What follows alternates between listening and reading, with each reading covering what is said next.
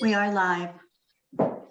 All right. Well, we still got a few minutes, and hopefully a few more council members will appear on our screens.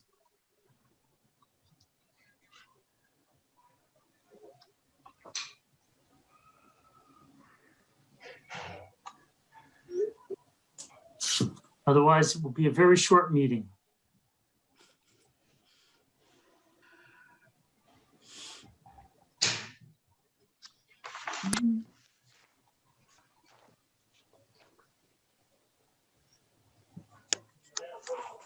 Well, that's your quorum. This is it. Well, for the moment. Councilmember Coletti's having issues logging in. It says the host is not here yet. So perhaps our other council members are having a similar issue. Here he is. Mm-hmm.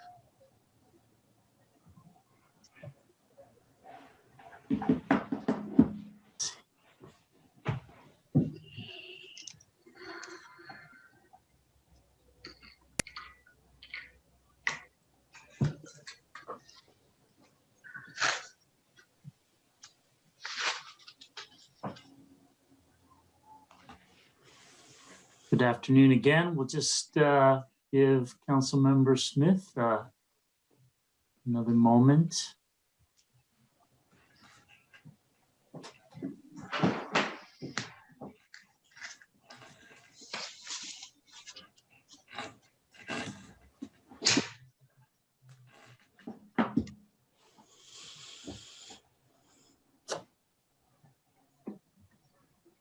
Let's begin. It's Wednesday, March 24th, 2021. It's 5 p.m.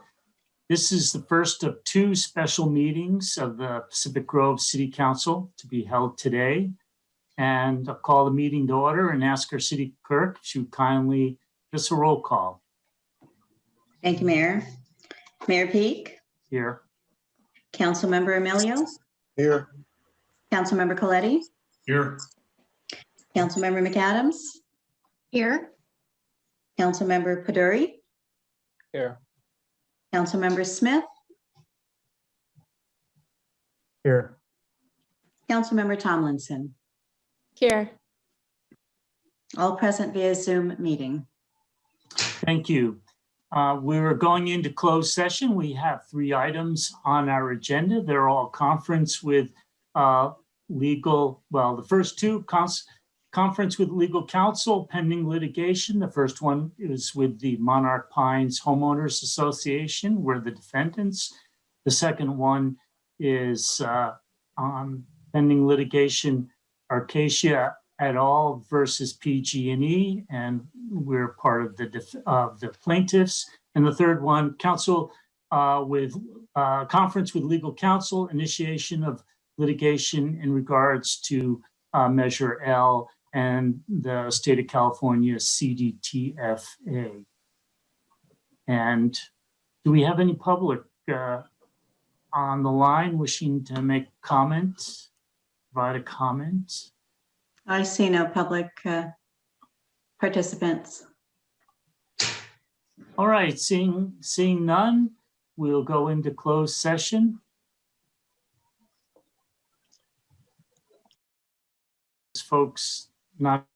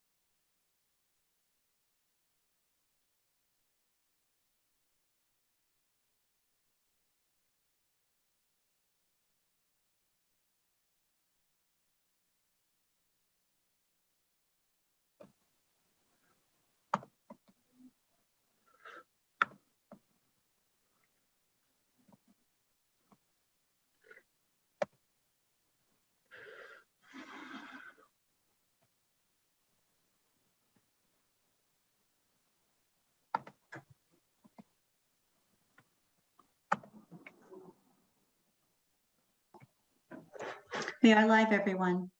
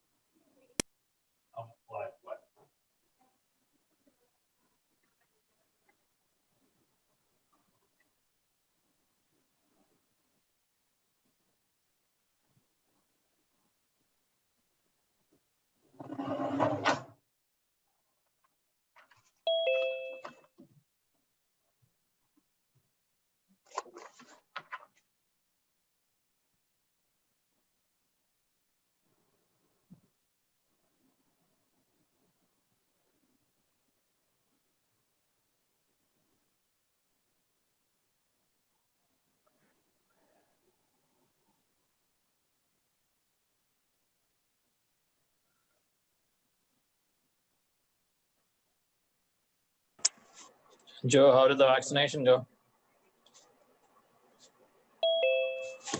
Great.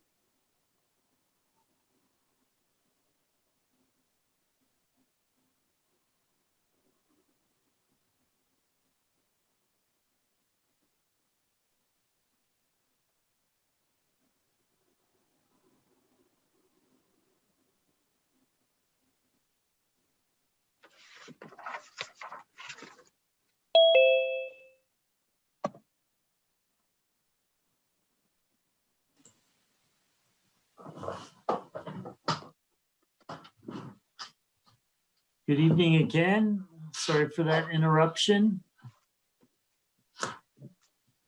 Too many Zoom invitations for this one meeting. Let's see, do we have all our council members?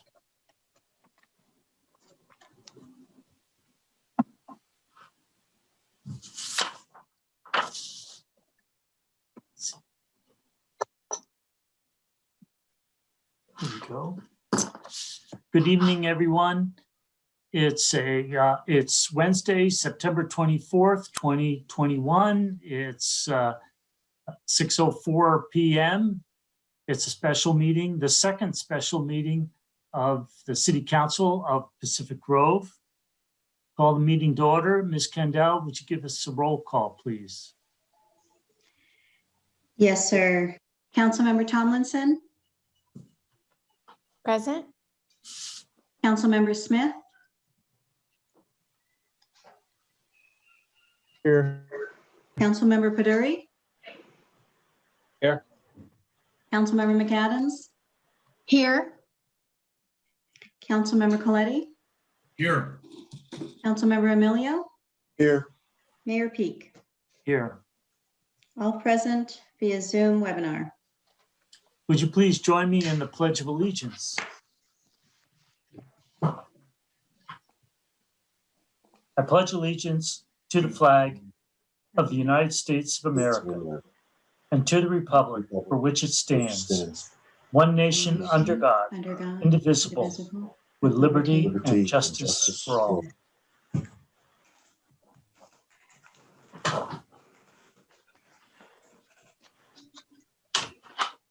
We have a short agenda tonight. May I have a motion to approve the agenda?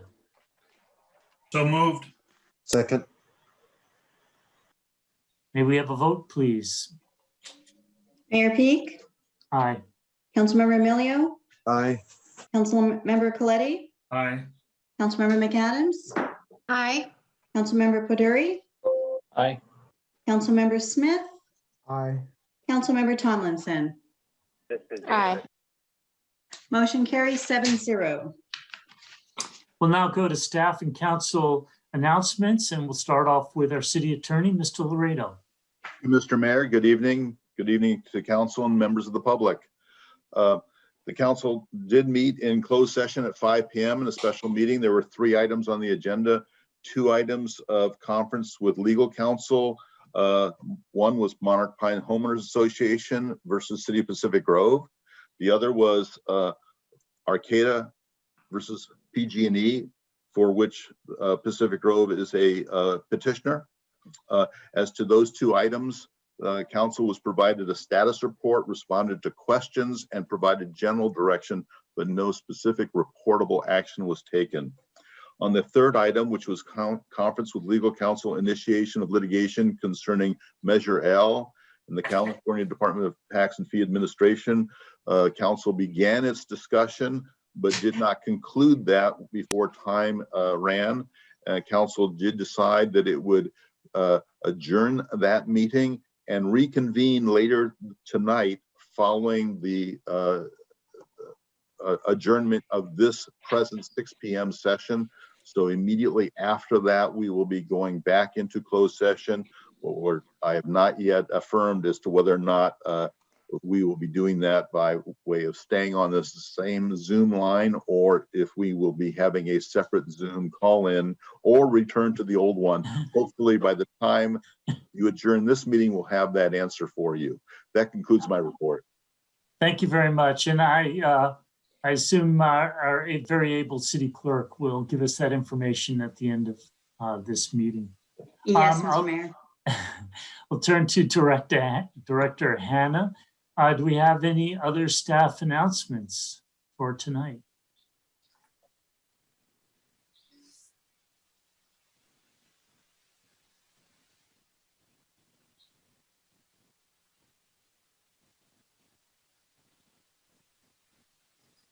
Welcome. Good evening. I see your lips moving, but I'm not hearing anything. Sorry about that. Good evening, Honorable Mayor, Council, and members of the public. Tonight, I'll be presenting some background information on how the budget is built and some of the inputs have gone into the budget. Into the budget process. This will assist in building the budget for fiscal year 21-22. At this point in the process, we are just initiating the budget, so it is an excellent time right now to receive some feedback on the budget development. Hold on just one moment while I share my screen. This is just staff announcements. Oh, sorry. I Ms. thought Hannah, everyone was looking at me to This start. is just staff announcement, so we'll get to that. We'll get back to that. Just hold that thought, please, in a moment. Okay. Assuming there's no other staff announcements, council member announcements? Okay, I'm not seeing any. I have one announcement. This, well, maybe Chief Madelon, did you have an announcement? I do. I apologize for not informing Ms. Hannah. Please. Good evening, Mr. Mayor, council members, and city staff and members of the public. I just want to announce that school will be starting next week, the elementary school, and then following that will be the middle school and the high school. So I just want to let the public know that there'll be extra traffic, both vehicle and pedestrian traffic in the area of the schools. You'll see an increase in police presence there, so there's nothing to be alarmed about. It's just we're there to protect the students and to work with them to get a routine down since they haven't done it in quite a while. So I'm sure in the beginning there'll be a few kinks to work out because there'll be different pickup and drop off times. So I'm asking everybody to please stay observant, be alert, drive carefully, and be patient. Thank you so much. Thank you. I'll just add ease off the pedal next week as well. Councilmember McAdams. Thank you, Mayor. And I actually had a question for the chief. Will we be reinstating our crossing guards as well as our school resource officer? Sure. The mayor. Oop, somebody's echoing. Through the mayor, I appreciate that question, Ms. McAdams. The crossing guards have been taken over by the school system, so they'll be supplying the crossing guards moving forward. We will be there to assist them if they need.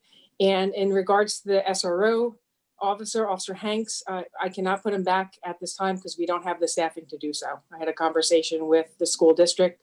They requested him back, but at this point in time, I don't have the staffing to do so. We're hoping to put him back in for September. Great. Thank you very much. Thank you You're for welcome. that announcement. Absolutely. I have one announcement. This Saturday downtown is the spring shopping event. It's from 10 a.m. to 3 p.m. and it's sponsored by the Downtown Business Improvement District and the Chamber of Commerce. Hope to see you there. And seeing no other announcements, and there's no consent agenda. So we're on to our next agenda item, budget workshop overview. Director Hannah, the floor is yours. Just one moment, please, and let me bring up my presentation.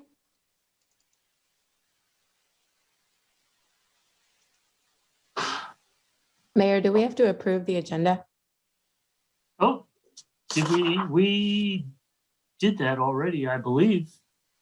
Oh, maybe I took a micro nap. Sorry. Yeah, we did that. It was very quick. Okay, well done. Sorry. Okay, can you see my screen all right? Yes. Okay, good evening once again. Tonight I'll be presenting some background information on building the budget. This information is being provided to provide some insight and development of the fiscal year 21-22 proposed budget.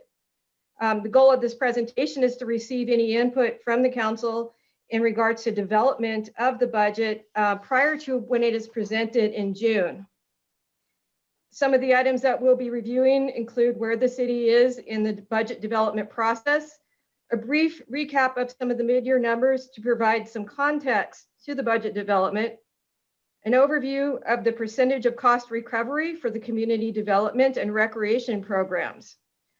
A forecast will also be presented to be consistent with the City Council budget and financial management policy. In conclusion, I'll provide an overview of some of the considerations, including the American Rescue Plan Act. The American Rescue Plan Act funds will only be considered in the multi-year forecast for illustration purposes. additional information is still forthcoming on the use of these funds. So the budget process is a continuous cycle with reports generated regularly on a quarterly basis and monthly core revenue reports used to monitor budgetary trends during this fiscal time. Right now, we are running a little bit behind as we are just beginning the budget process. In April, a summary of the requested revenues expenditures will be presented to the city manager based on what departments have entered into the software system. And the departments, a question was, do we just use a percentage base to build the budget? We use some percentages in the forecast. However, departments do an in-depth look to what they'll need in the next fiscal year. They also provide details as part of the budget process for any significant contracts or any capital purchases, one for budget monitoring purposes, and two, in case there are any questions, we can clearly say what the dollars in these line items represent. The finance department projects positions based on the current personnel complement using the payroll data, as well as any MOU increases, as well as the revenue sections of the budget.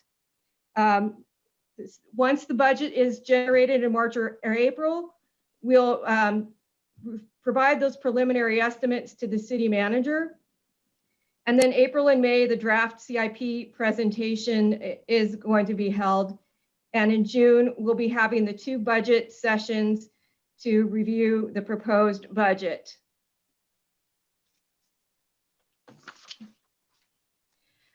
Just to cover the budget preliminary, the budget, it's more of a policy document and a financial document. Sometimes it's thought of as just numbers, but really it takes into consideration council's strategic goals, which serve as the basis or the foundation for preparing the annual budget. Best practices outlined by the Government Finance Officers Association and the California Society of Municipal Finance Officers Association require the budget to be aligned with the strategic goals as part of the budget development process, as well as report on the related accomplishments and performance metrics. The information that you provide this evening or through tactics will assist in building the budget, as well as monitoring their implementation and performance. So just as a recap, the general fund revenues for the mid-year is projected to be 22.4 million. The largest share, 18.6 million in taxes. We'll be looking at revenue taxes, as well as some of the intergovernmental revenues or grants, and also some of the license fees, the charges for services, and items that are typically covered in the fee schedule. So property tax trends, just to share with you, the city of Pacific Grove gets 16 cents for every property tax dollar. In fiscal year 2021, property tax revenues are not projected to be impacted by COVID-19. In speaking with the assessor's office, we've incorporated into the fiscal year forecast a 3.75% increase over the fiscal year. Now, while we might have seen property taxes increases ranging from 4% to 6.2% over the last few years, there is some revaluations for commercial properties that are coming in. Sales and use tax trends. In this example, the city receives 8.75%. The total sales tax rate for the city is 8.75%. The city of Pacific Grove receives $2 for every $100 in sales. And this is prior to Measure L. This is the current rate. You'll also see that part of that tax rate includes the TAMSI funds, which the city receives a portion of. Right now, we're still working on revenue projections for the actual budget. This is a little bit different than what is included in the forecast. Right now, within the forecast, we're putting a preliminary number in for sales tax revenues of 4.1 million. This number was similar to what would have been at the fiscal year 1920 mid-year estimate. When working with HDL, as well as attending some webinars with similar information, they're estimating this increase because as part of the COVID-19 vaccinations are ramping up, there's going to be an increased demand for restaurant and dining experiences, as also a greater desire for vacations and the use of the increased federal stimulus funds. They've seen a spike in spending at the last stimulus, with the last stimulus monies. Transient occupancy tax moving into the next year is going to be one of the more challenging revenues to project. Within the forecast, and this is very preliminary, this number most likely may change, but for this purposes, they're estimated to close to be 4.6 million, which is approximately 90% of the fiscal year 18-19 amounts, also returning to a more normal level. Some of the challenges is going to be projecting for the impact of COVID-19 and the change in density adjustments and zoning changes. So it's been difficult to gauge what the short-term rental performance will be. So within your agenda packet, you will have a list of grants received by the city. All of these grants may not be utilized in a single year, but the amount that's currently awarded is 8.4 million, which includes the CARES Act fund. They span a variety of topics, including projects, housing and community development, as well as operational grants. Council finds this report to be of benefit in some entities. They produce an annual grants and contributions report that the city can start presenting as part of the year-end process. License and permits and charges for services are fees that are typically subject to council approval on the fee schedule. We'll be bringing forward the fee schedule for consideration in April and May. Some of the fines and forfeitures may be guided by external agencies. However, they are also noted during adoption of the fee schedule. So when evaluating the fee schedule, those that the council does have ability to update could be changed. The city completed a comprehensive fee study from the Matrix Group in April of 2018. This was used as the basis for establishing the city's fees. Some fees, such as recreation fees, are more market-driven, and the recreation fees are included in the blue or the charges for services category. We did not see that significant of a dip in that in fiscal year 2021, and that was primarily because there was an increase in planning fees, as well as the corresponding costs for the building services. And just looking at the revenues, the projected revenues from building contributes to the increase in fiscal year 2021, as well as planning permits. When evaluating the fiscal forecast, we've made the building services contract to be consistent with the building revenues. And that would be adjusted based on any conversations that we have in the formal budget development process in working with community development. Some information that was also included in the agenda packet was some request information for lease revenues. And the city's leases represent 1% of general fund revenues, which encompasses properties that are currently being leased by Pacific Grove Adventures, the Beach House, and also key additional facilities within other funds include the Pacific and the Grill at Point Pinos. General fund expenditures were 24.1 million. An overview of the actual dollar amounts is provided for reference. When you included the cost of the pension obligation bond and the PERS unfunded liability and salaries and benefits, that amount is 14.4 million, which represents the largest share of this mid-year estimated budget. This slide is just provided for reference to show the amounts that based on this year fiscal year is allocated to each department.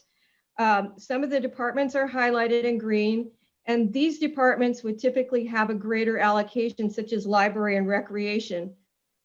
These amounts have been reduced due to COVID-19 and limited activities, as well as typically transfers for capital improvements are at a higher amount, but due to COVID-19, there was only the minimum amount required to meet maintenance of effort. Community development is also a higher percentage, as well as IT. Community development due to the increased building contract services that have corresponding revenues, and information technology due to some significant projects such as the Office 365 transition, website redesign projects, community engagement software, and the Geographical Information Systems Master Plan. This chart represents salary and benefits for the 5-year period. In fiscal year 2021, the chart shows a decrease in base salaries related to the furlough and temporary reductions due to COVID-19, as well as transitional vacancies. The increase in unfunded liability as the percentage of the salary budget has also been included for reference. The multi-year projections included later in this presentation include elimination of the furlough and restoring positions with exceptions of some seasonal recreation staff. And those are primarily aligned with revenues at 85% of their regular amount for forecast purposes. This could change as we have further discussions moving into the actual budget process for fiscal year 21-22. Should also be noted that city employees pay 3 to 5% of the employer's share of percentage-based or normal pension costs. Position history. This is just to show an overview of how the city has been able to maintain or not increase positions, but actually reduce positions from fiscal year 11 to 12 to current. While not included this chart, the city's positions, full-time positions, were once at 132 positions in 2007-2008. This can be contrasted with approximately 88 full-time positions in fiscal year 1920 and approximately 86 in fiscal year 2021. Just to share with you, you have in your packet included a list of the positions that are currently authorized within the city, as well as any vacancies. As mentioned earlier by the police chief, the school district responsibilities for the crossing guard will be administered through their office. And the police chief is considering requesting continuation of the community service officer in the fiscal year 21-22 budget to replace the crossing guard position. Within your agenda packet for review is also a list of the current contracts and professional services that are over $25,000. The city's contract and professional services are estimated to be $6.4 million at the close of fiscal year 2021.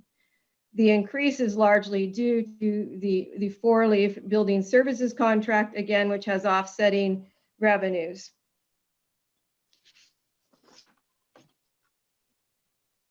This chart is primarily designed to illustrate how the reduction in the annual pension obligation payment impacts retirement costs.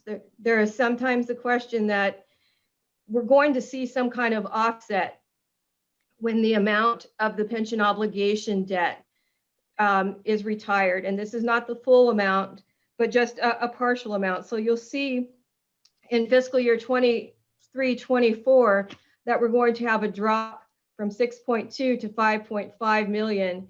And in fiscal year 25-26, although the unfunded liability is increasing, we are still below fiscal year 22-23 combined levels.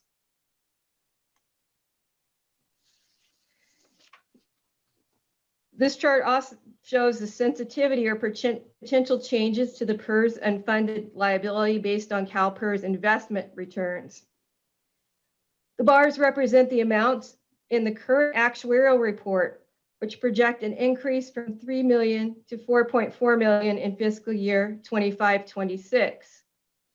The black line represents the estimated amount from the CalPERS circular and online tool that they offer, and projecting how the reduction in investment returns will affect the PERS unfunded liability payments over the forecasted years.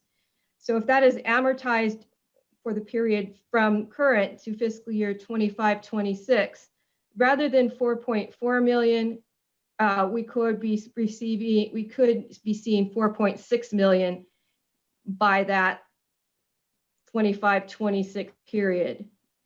We also use the forecast tool to look at what would be the payment if we had a 4.7, if we know that 4.7% return, and we continue with a 4% return for the remaining fiscal years. That would increase the unfunded liability payment to $5 million in the last year.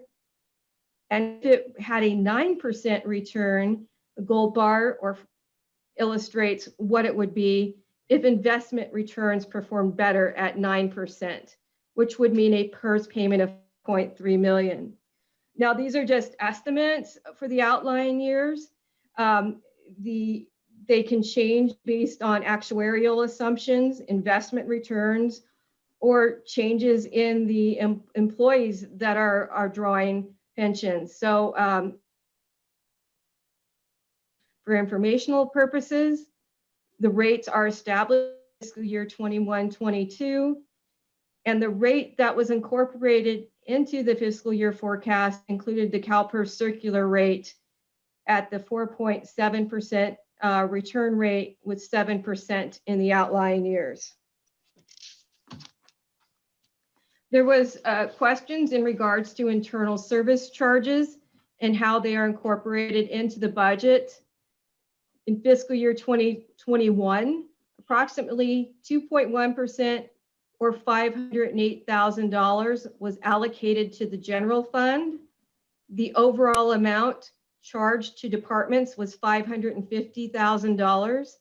The remaining amount between the 550 and 508 was allocated to some of the other funds, such as the sewer fund and the liability fund and the cemetery fund.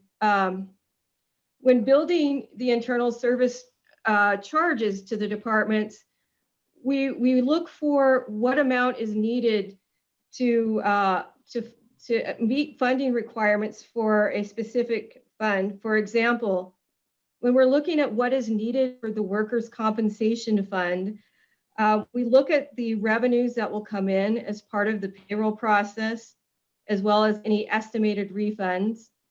We'll look at the insurance premiums, as well as an estimated claims. And we would put into the amount needed what is missing. Consideration would also be needed to not only covering expenses within that fund, but also policy requirements. For example, if you're looking at the budget, you might see that there is some fund balance in the workers' comp and liability fund, and think, well, we could reduce the general fund's contribution and we can use all that money. In some circumstances, we may not. The liability fund has a policy that indicates that the city must try to maintain a balance of at least $300,000 in current assets, which is equivalent to the maximum amount the city would be required to pay in the event of 2 catastrophic losses. That represents the city's self-insured retention limit of $150,000 for a claim. Council has also indicated that they want to maintain a positive fund balance in the workers' compensation fund. In addition, the city's budget and financial management policies indicate that the fund maintain a balance of current assets equal to 67% of the total liabilities or higher if it is actuarially determined. So when looking at, do these funds have some available? Can we reduce the cost to the general fund? We do take that into consideration when developing the budget. In regards to the maintenance of effort calculation, we have been placing $500,000 in the budget, and we say that is the minimum amount needed to meet the requirements for Measure X. We are also audited as well and report to the state on funds used for any kind of road or transportation projects.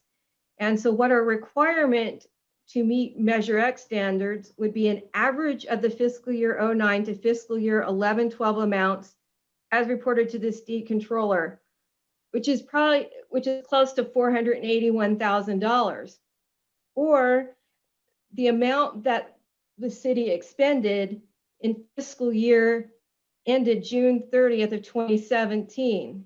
That would be used as the baseline for the TAMSI Measure X funds. That amount was originally $912,000 and is adjusted annually by the Engineering News Record Index. And so you may ask, well, how come we're only doing $500,000?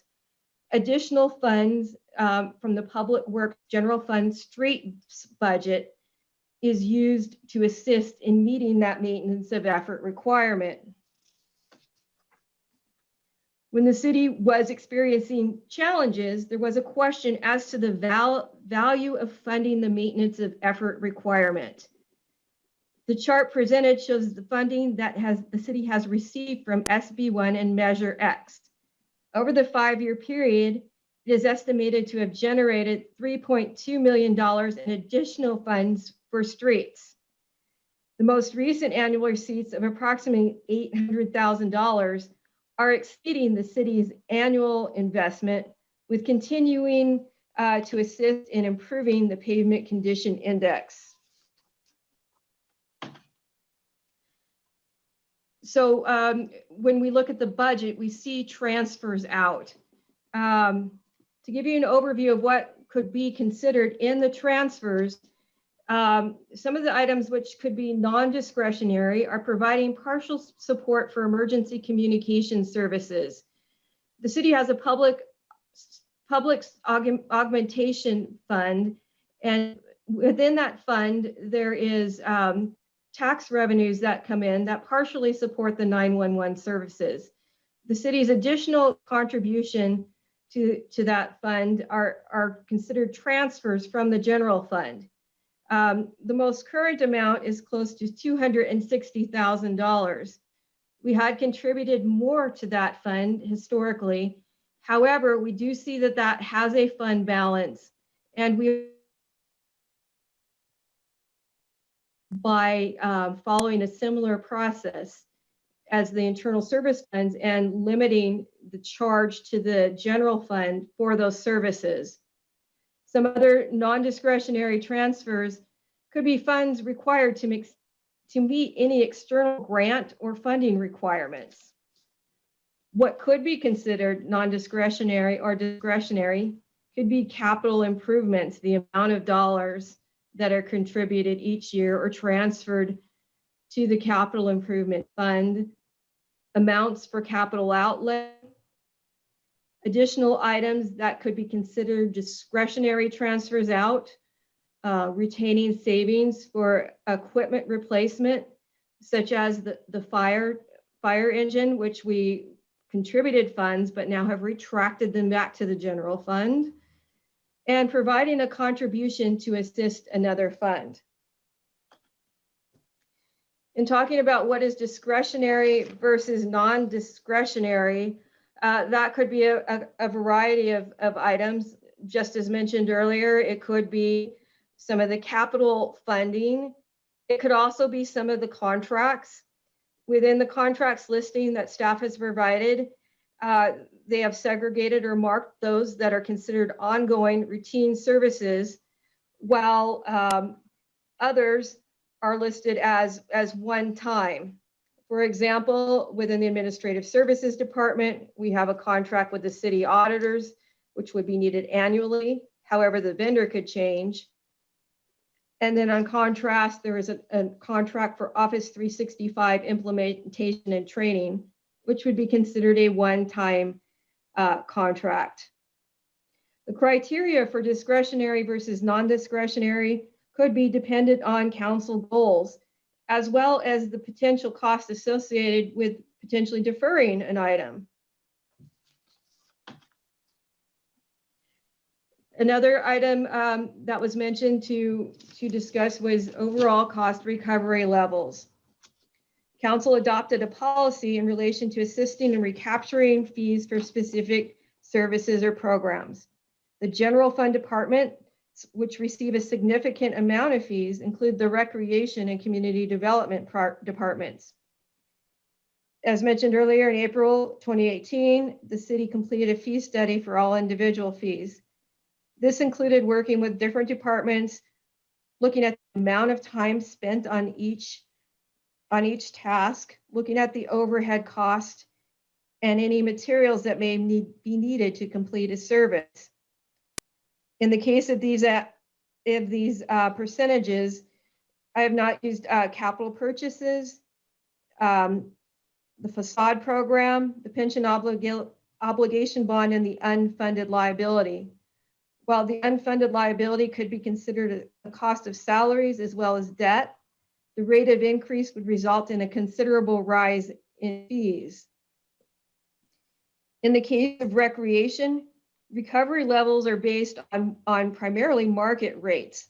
While a study was done of the total cost of some of the programs, market is considered an indicator of what the city could charge to be competitive with other organizations.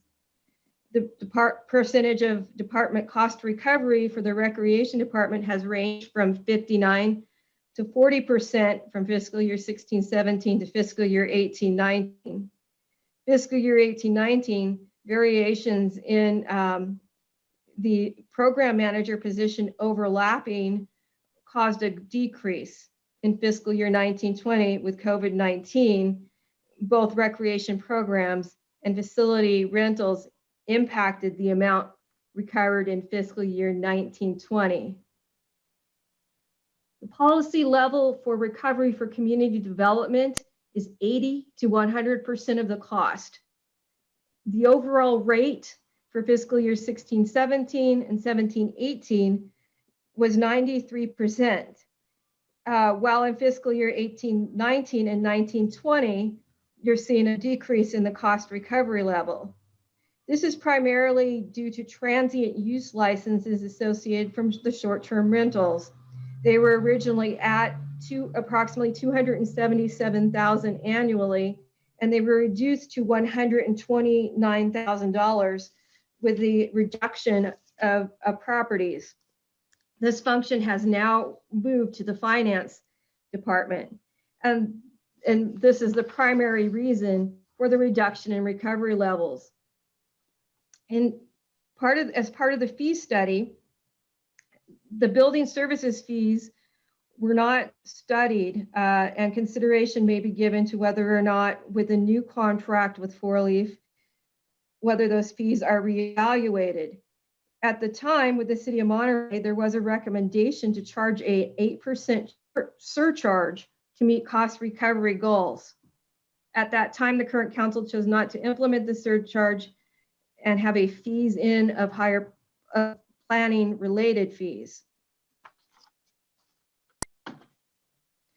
Just as a recap, the general fund reserve is projected to be at $660,000 below the target levels. The $7.5 million estimated ending fund balance is what is going to be used as the basis for some of the projections. And looking at the forecast, it's important to remember that the general fund forecast is not a budget. It's just a snapshot looking at trends over time. It could be considered looking at multi-year milestones or changes such as the pension obligation bond. Assumes no other events intervene. Like in looking at a prior forecast, we could not project what the impact of COVID-19 would be. It identifies outcomes if nothing changes, but it just provides a look into the future to help with decision-making and planning.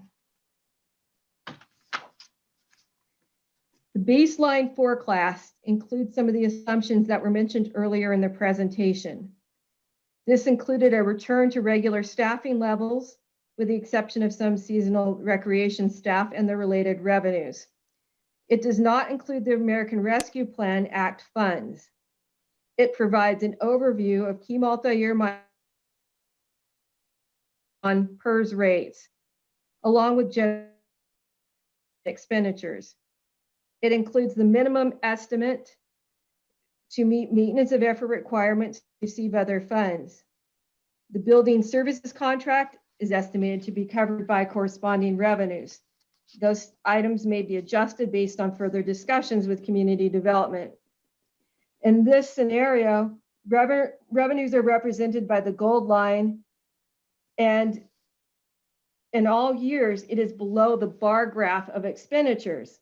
In fiscal year 23-24, the impact of the pension obligation bond brings the revenues closer to matching the expenditures. The net difference in the last 3 years is approximately $400,000, which while it presents a shortfall, it does show that there is sufficient ongoing revenues to meet operating expenses, which is one of the provisions within the city's financial management policies. The estimated impact on fund balance is presented in this chart. The American Rescue Plan is anticipated to be divided into 2 separate disbursements, which are 1 year apart. The chart shows the baseline forecast in black. The 2 blue lines are the reserve policy levels, with the higher level representing the beginning of the 35% level of funding that is required, and the lower level represents the minimum cash needed to support general fund operations. And you'll see that if we continued on our current trajectory, that we would be below that level at a $3.8 million fund balance. If we receive funds from the American Rescue Act at $2.9 million, and just to share with you, they said that number could be adjusted. They may be looking at some allocation differences, but that has been included in the purple line. So if we receive those, and we say that we're going to see $1.4 million in fiscal year 2021-22, and another $1.4 million in fiscal year 2023, we will be closer to a $6.7 million fund balance at the end of the period. Another scenario takes into consideration the addition of $1 million annually in fiscal year 22-23, and that is the gold line. And that could be considered if we are able to move forward with Measure L. And I took a conservative approach by placing it in fiscal year 2023 rather than 21-22 to allow additional time for resolution, as well as time needed to implement it. If you look at the green line, that includes both the $2.9 million in American Rescue Plan funds, as well as the $1 million in potential additional revenues. And that would put us at a balance of $10.7 million at the end of the period. And that is considering the constant revenue and expenditures listings within the projection. It doesn't take into consideration any variations for additional capital contributions or other funding that may come in. It's just a static number provided comparability purposes. Some considerations when looking at the budget include budget and financial policy 400-6, which indicates that a balanced budget should have operating revenues sufficient to fund ongoing operating expenses. And there is provision for council to approve use of reserves, which we have for ongoing operations, and to strive to restore the reserves to the stated level within 5 years. And this looks at, it takes into consideration as well that if we're continually experiencing financial issues, that maybe the replenishment process does not start immediately, but as we start seeing improvement in funding. Also, economic environment, as mentioned earlier in relation to sales tax, the vaccines currently be administered. There's optimism with strong housing demand and property valuations, seeing gradual business reopening and returning to normal, and additional stimulus funds that are being expended. Consideration too, that this is a policy document and a financial document. It should incorporate your strategic goals. Our department goals and performance should be aligned with that, as well as our financial spending. And it may be a balancing of priorities in determining which items council may choose to recommend to incorporate into the budget. Next steps in this, while we did not include a reference to an allocation of the American Rescue Plan Act funds, the city manager and I attended a National League of Cities webinar regarding the allocation, and they indicated that additional information would be forthcoming. While the provisions provide reference to coverage for revenue shortfalls, there are some pending questions as to the uses funds. One of the questions that was raised by the attendees included whether or not we could use those funds to restore our reserves. And the answer was additional information was forthcoming. They thought it would, but we would still be waiting for that clarification. In addition, they're asking cities to be strategic in their allocation of funds. They have cited several other provisions that could benefit the community, one of which is a restaurant revitalization fund. It looks like $28 billion has been allocated to assist restaurants. There's also funding for shuttered venue options, rental and homeowner assistance. So when the city chooses to allocate the funds, they're thinking the maximum to look for what is available to other funding sources that give us a better idea of how the $2 million in funds when it comes to the city. And the next steps would also be is once this information is received and direction from council, we would incorporate it in the fiscal year 21-22 draft budget. And with that, I conclude my presentation.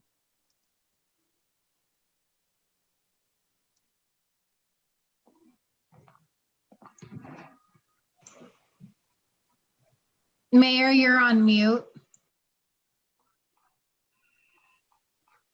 You're on mute. That's the catchphrase for this past year. Do we have any public comment? Yes, Mayor. Peter Mountier, you have the floor. Welcome.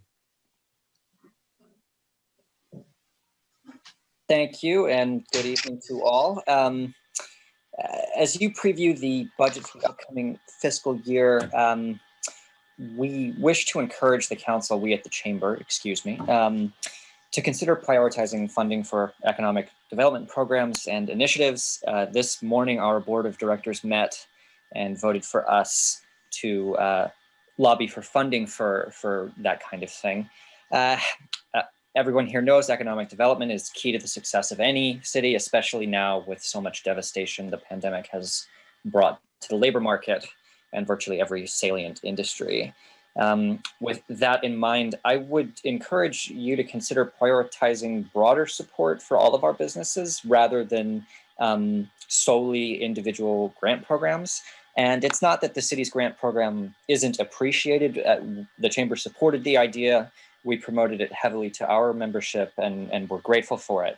And small business grants have been very effective in the past at a wide variety of agency types, and they're popular right now especially. But it's also our feeling that future allocations towards such initiatives might be more effective if they were deployed in the context of a whole city marketing strategy, perhaps something through the EDC, targeting locals and our tourism drive markets, which is something we've done in the past with success, rather than simply making funds available to a small handful of businesses. A rising tide lifts all boats. Over the last several years, the Economic Development Commission has seen its funding gradually diminish. 2 years ago, it was $38,000, and I think back in the early 2000s, it was somewhere in the realm of six figures. And due to the pandemic last year, it was zero.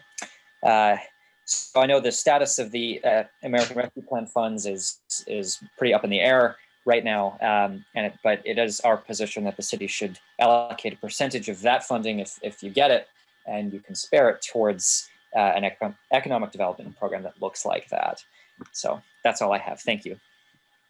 Thank you.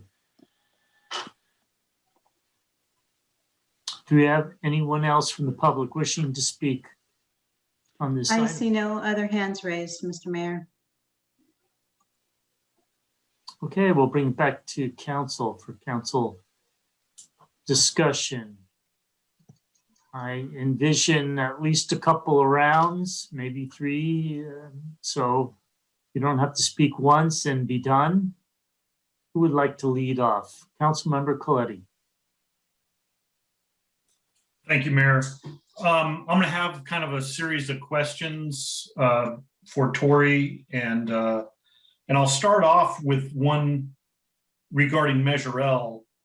I believe the city sent a tax notice out to all the local Pacific Grove businesses detailing and mentioning that come April 1st, there was going to be a sales tax increase. We now know that's not going to be taking place because of the state's unwillingness to go into contract with us to collect that tax.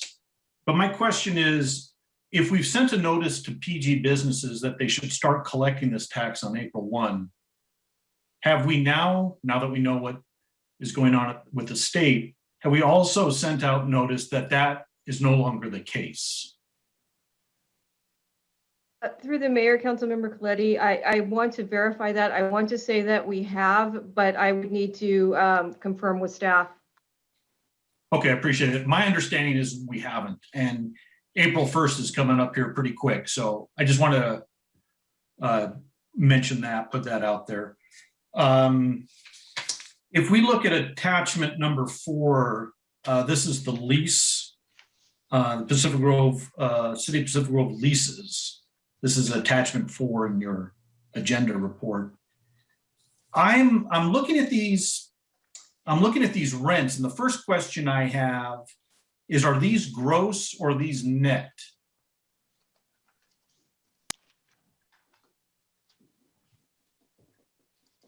That would be correct. Yeah.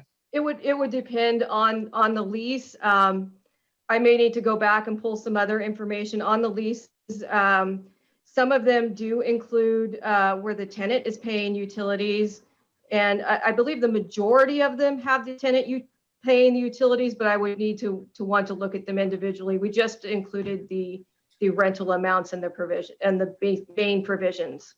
Okay, so these would be just base rents that you provided. Yes, it is. Okay. So if we're looking at gross rents, I'm looking at one, for instance, the Golf Course Grill, and you mentioned utilities, so that comes to mind. For instance, in January, the Golf Course Grill paid $899 in rent. Then in February, they paid $1,400 in rent. But when you look at the check register, and this is kind of the power of the check register, there are PG&E bills for the clubhouse restaurant that total over $2,000. So it was my understanding that that lease was to have the restaurant pay for their own utilities. So is that something that we're going to be transitioning to? What's the status on that? That is correct. My staff person is working with the lease, the lessee on that particular item. There was, at the very inception of the lease, there was some concerns expressed over a particular air conditioner unit running continuously. And because the city is responsible for the air conditioner unit, they felt like it was unfair to go ahead and start charging them for the utilities if that was a contributing factor. We needed to trace what that unit was and where the meter associated with it, who was being charged for that, and the location. And we have come to terms that that is not on that particular meter, that we will be billing them for those amounts, and they will be transitioning the PG&E bill to them. Okay, I'm not going to spend too much time on this, but the meters have properly been separated. I mean, we had this discussion years and years ago. So the AC then was actually on a meter that the city has to pay, not the lessee. Is that right? I need to confirm it would not be the lessee's responsible, whether it's Corsco's, the other tenants or not. I would need to see that.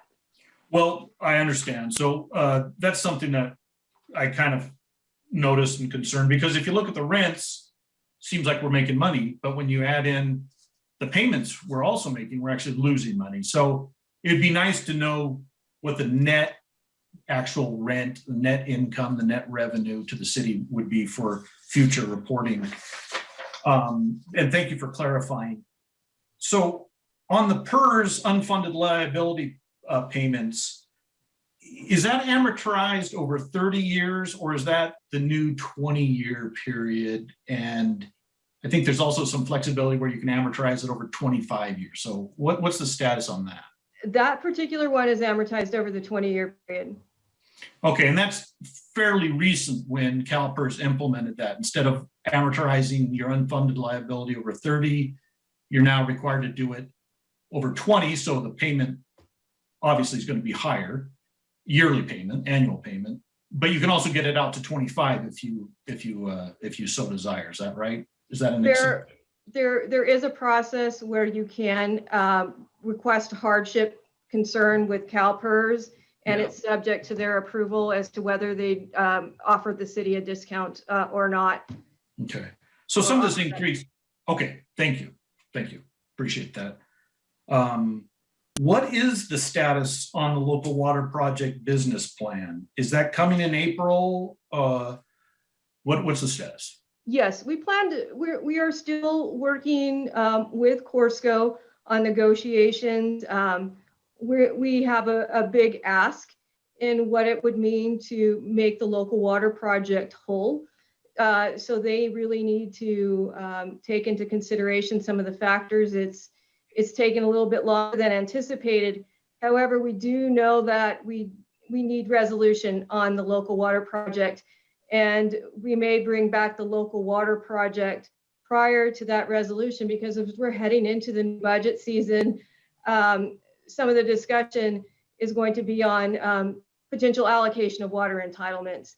And in the scenario, we do include contributing some of those to the local water project, including a percentage of some of the larger sales that are out there. So we can't, our hope was that we could come forward with a package that would show confirming amounts from the tenant, but from a budgetary standpoint, we do need to start talking about how we're going to handle this in the near future. Okay, thank you. And you mentioned some of these larger payments or larger purchases of our entitlements going towards funding the local water project and paying off some of the debt. And when I'm thinking of the $600,000 amount we borrowed from the Sewer Enterprise Fund. So I think one way of achieving that is no more promissory notes with $0 down. If we're going to front water to a development, well, they're going to have to pay something. And I'm just speaking rhetorically here, but so I think that's something we could do proactively as part of our budget, or part of our policies rather, is to say no more promissory notes with zero down. One quick question regarding staffing, Tori. The Community Development Department, did they get any additional staffing this year or for this next budget cycle, excuse me? For this current fiscal year, we added a half-time office assistant. Right. As for next fiscal year, we have a process in place where the departments can request additional positions, and that goes to the city manager for consideration and incorporation into the budget. Okay, I spoke to this item earlier in an earlier council meeting. I think, and this gets back to the Community Development Department's expectation that they're going to be receiving a lot of money as far as permitting fees for the work they're doing, and yet their staffing has gone down. So if we can ensure cost recovery, I think they were looking for an additional analyst, is my understanding.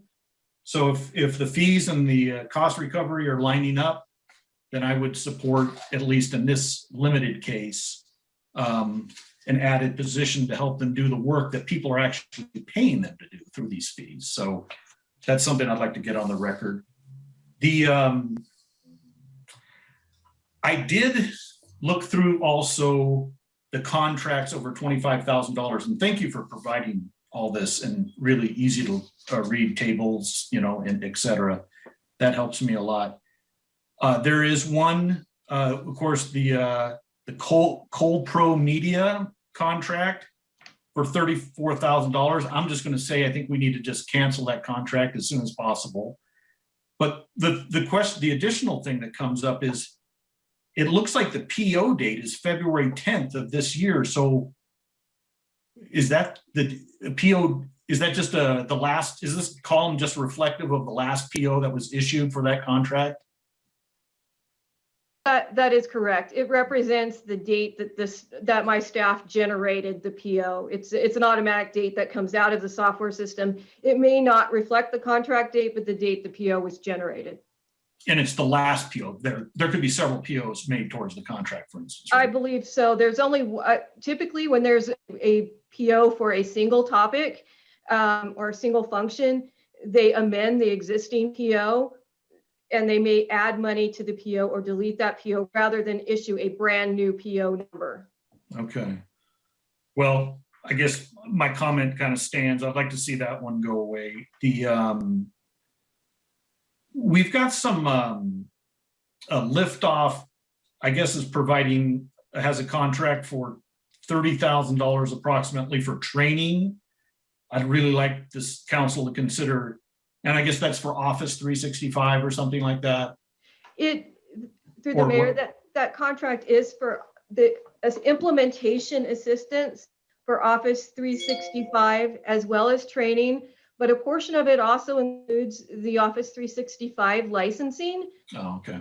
So there will be in future years some license fees associated with Office 365. However, we do not think that the funds will be used in that contract.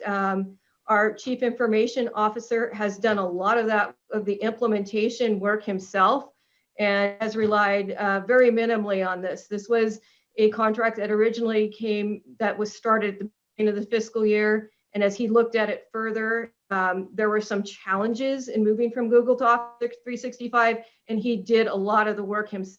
So I don't anticipate that we will be using that much funds from that contract. That's great to hear. Thank you for clarifying. I'm glad we have the in-house expertise to provide that training, and there's always YouTube videos. That's where I go when I want to learn a new software package. The PG Museum, $231,000. Is that primarily spent or used for salaries? We have a contract with the museum, and there's a formula within the contract where we pay them, I can't recall X% of revenue. It's a small percentage, and I want to say it's less than 1, but I can get that number for you. Okay, thank you. But it is for them to operate the museum. So it's not specified designated specifically for salaries. It just is a cost for an amount to provide to them. Okay, thank you. One last item on that particular attachment. $49,000 for your finance software? Is that an ongoing license fee, or does that include support? What's that entail? Is that, if I'm assuming that is Central Square software that you're seeing? Sorry, yes, that is actually it's Superion, it looks like. Superion. Okay, that is correct. It has changed names. Okay. Yes, that is the annual fee associated with the software licenses for the financial package. Okay. Well, I'm just going to summarize. Thank you for your detailed responses. I really appreciate it. I think for this budget, the city needs to move very cautiously. As I mentioned earlier, I don't think we should hire any new employees except where it can absolutely be proven that there are cost recovery mechanisms to pay that salary. I am very encouraged. I think there are some bright, there are bright spots here. There are definitely the trend in increasing property tax level amounts is very encouraging. The American Reserve program and Measure L, once it gets on board, all I think are going to help us tremendously. So it's not all doom and gloom. Thank you. Councilmember McAdams. Thank you, Mayor, and thank you, Ms. Hannah, for your presentation and information. And, as we move into recovery from the pandemic, it really is the council's responsibility to make fiscally sound decisions. I have some comments and questions, and I think I'll start with the first attachment of the agenda report. If you can pull that up, the authorized position listing, and just let me know when you have that up, Ms. Hannah, on your end.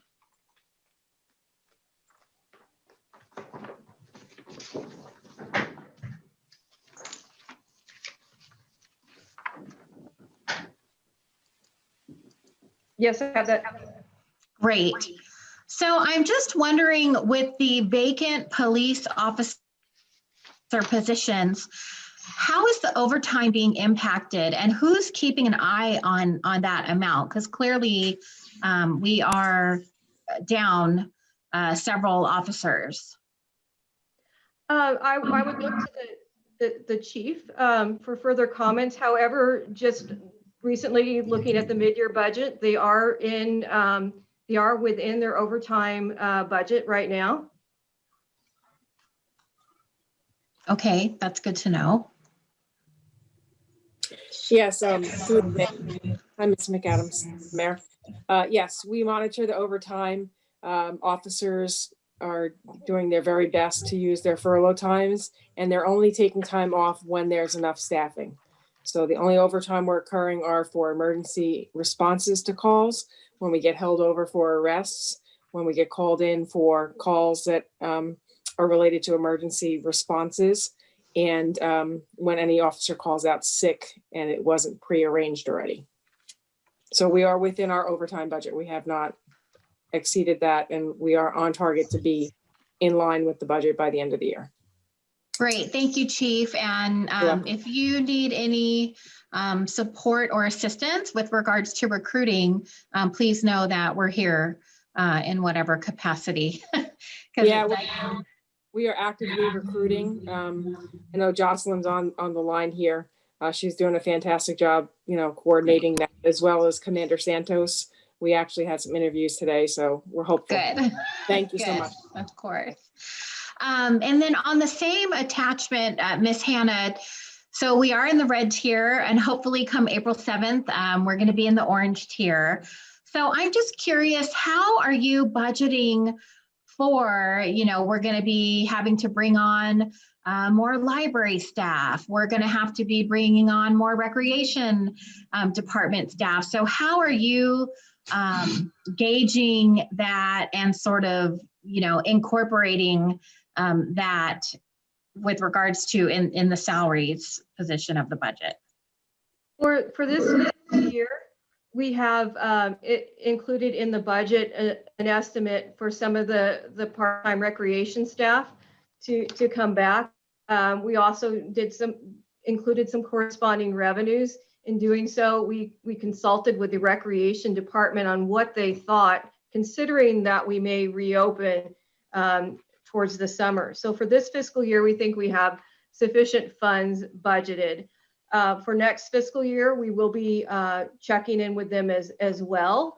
In relation to the library, they did receive a significant endowment or a bequest, and we will be coming back to council in April to recognize the revenue, which is close to $190,000.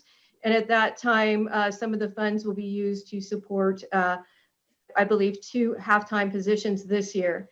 Next year, the forecast assumes that the library staff is coming back at a normal rate. However, that will be part of the real budget process to include those positions, but those were considered back as part of the budget projections, the forecast projections.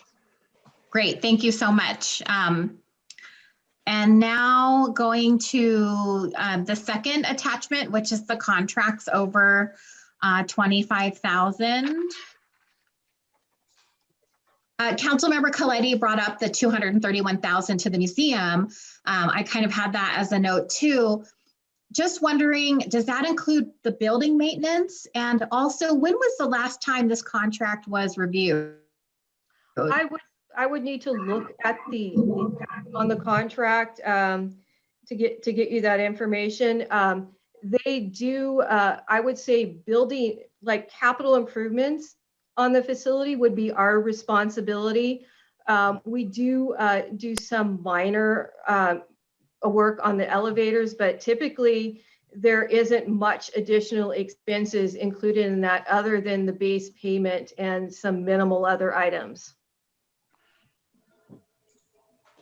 Okay, so the 231,000 is for them to decide how they would like to use. Yes, there are some minimal additional items, but they aren't a material nature. Okay, so I know, for instance, we recently did like the HVAC, and I think that was 60-something thousand. So that did not come out of their 231,000. That was additional because it was considered a CIP.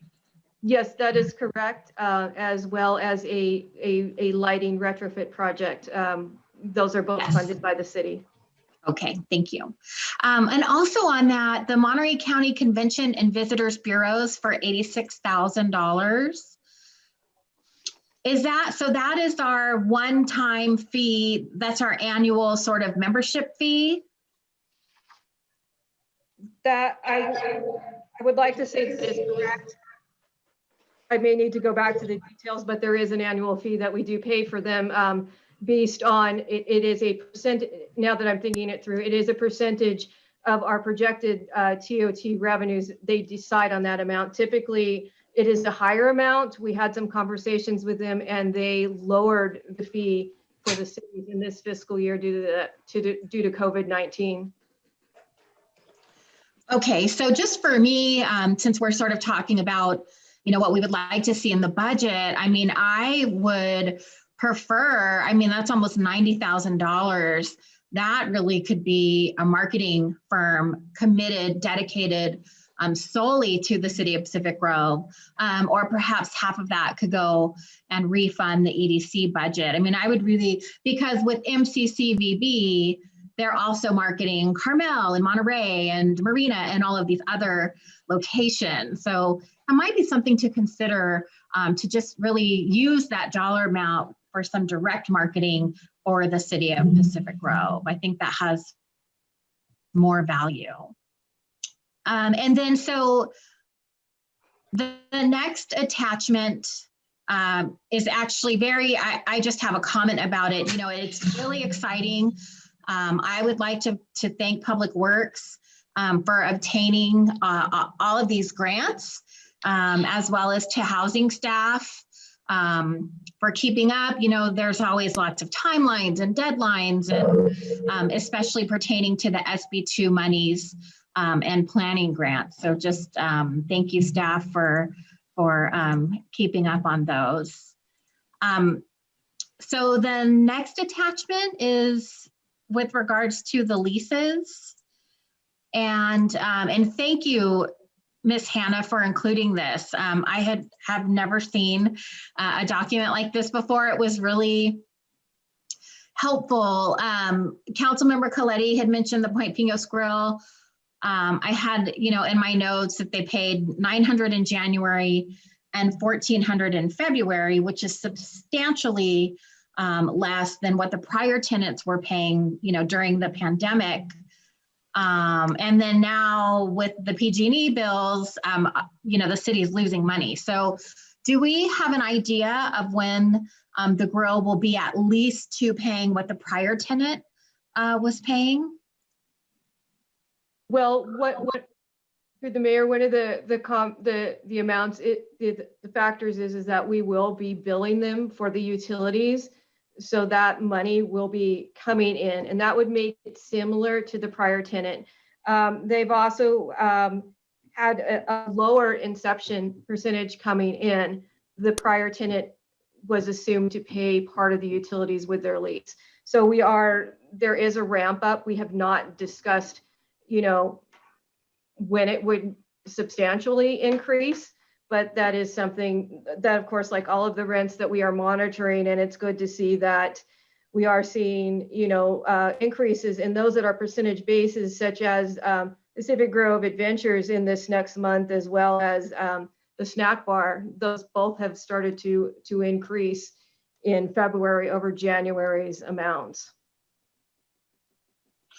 Right. I mean, for me, it's like when I look at those overall, I mean, you could really see a discrepancy in the lease amounts. And so for me to have the Burger Shack be paying basically more than what the Point Pinos Grill is paying, and then the Cave, you know, I mean, there's no rhyme or reason. So just to my colleagues, I would really encourage us, you know, that we make decisions that maximize revenues for these assets. The Poet's Perch, which is the rental, you know, thank you, whoever negotiated that lease. And I mean, that really clearly is getting market rent. And so that is a good decision and a good lease, and it's bringing in more revenue than these other locations, ironically. So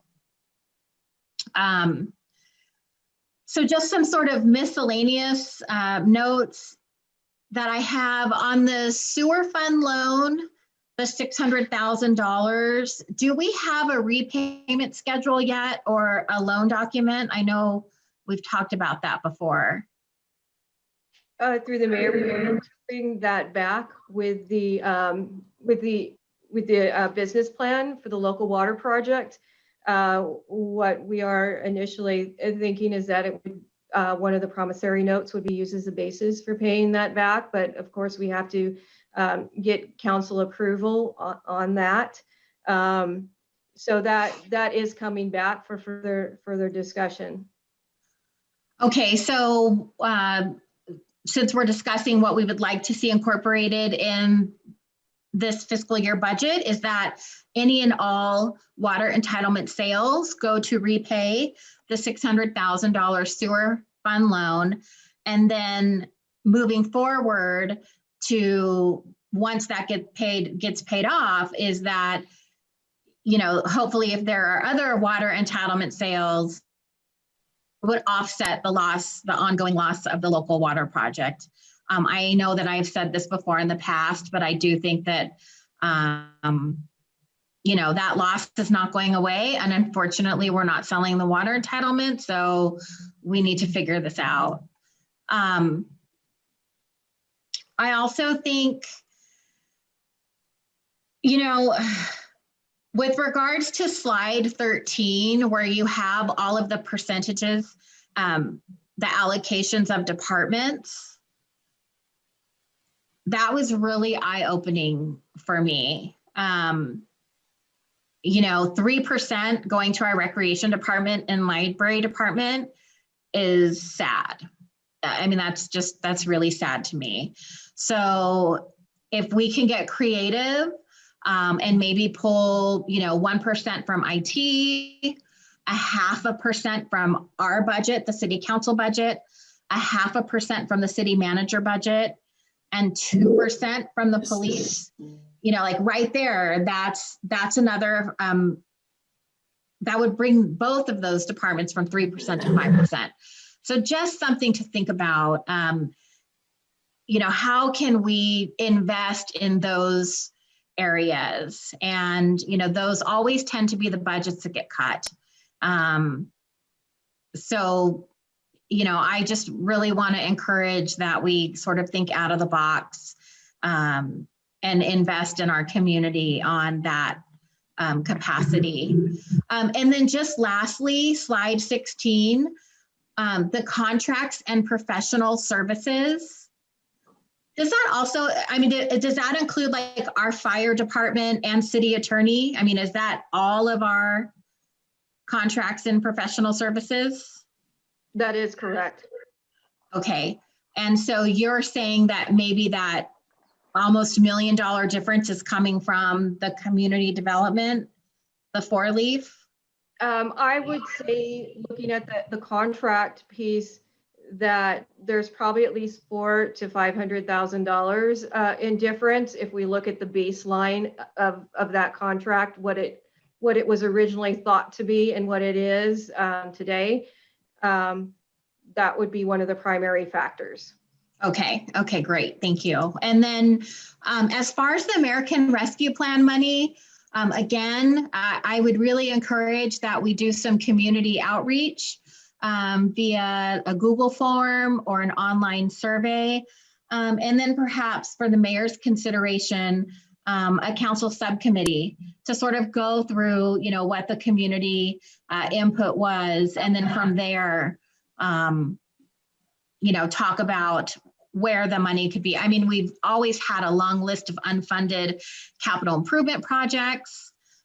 This could really be an opportunity to establish an ongoing small business and or housing assistance program.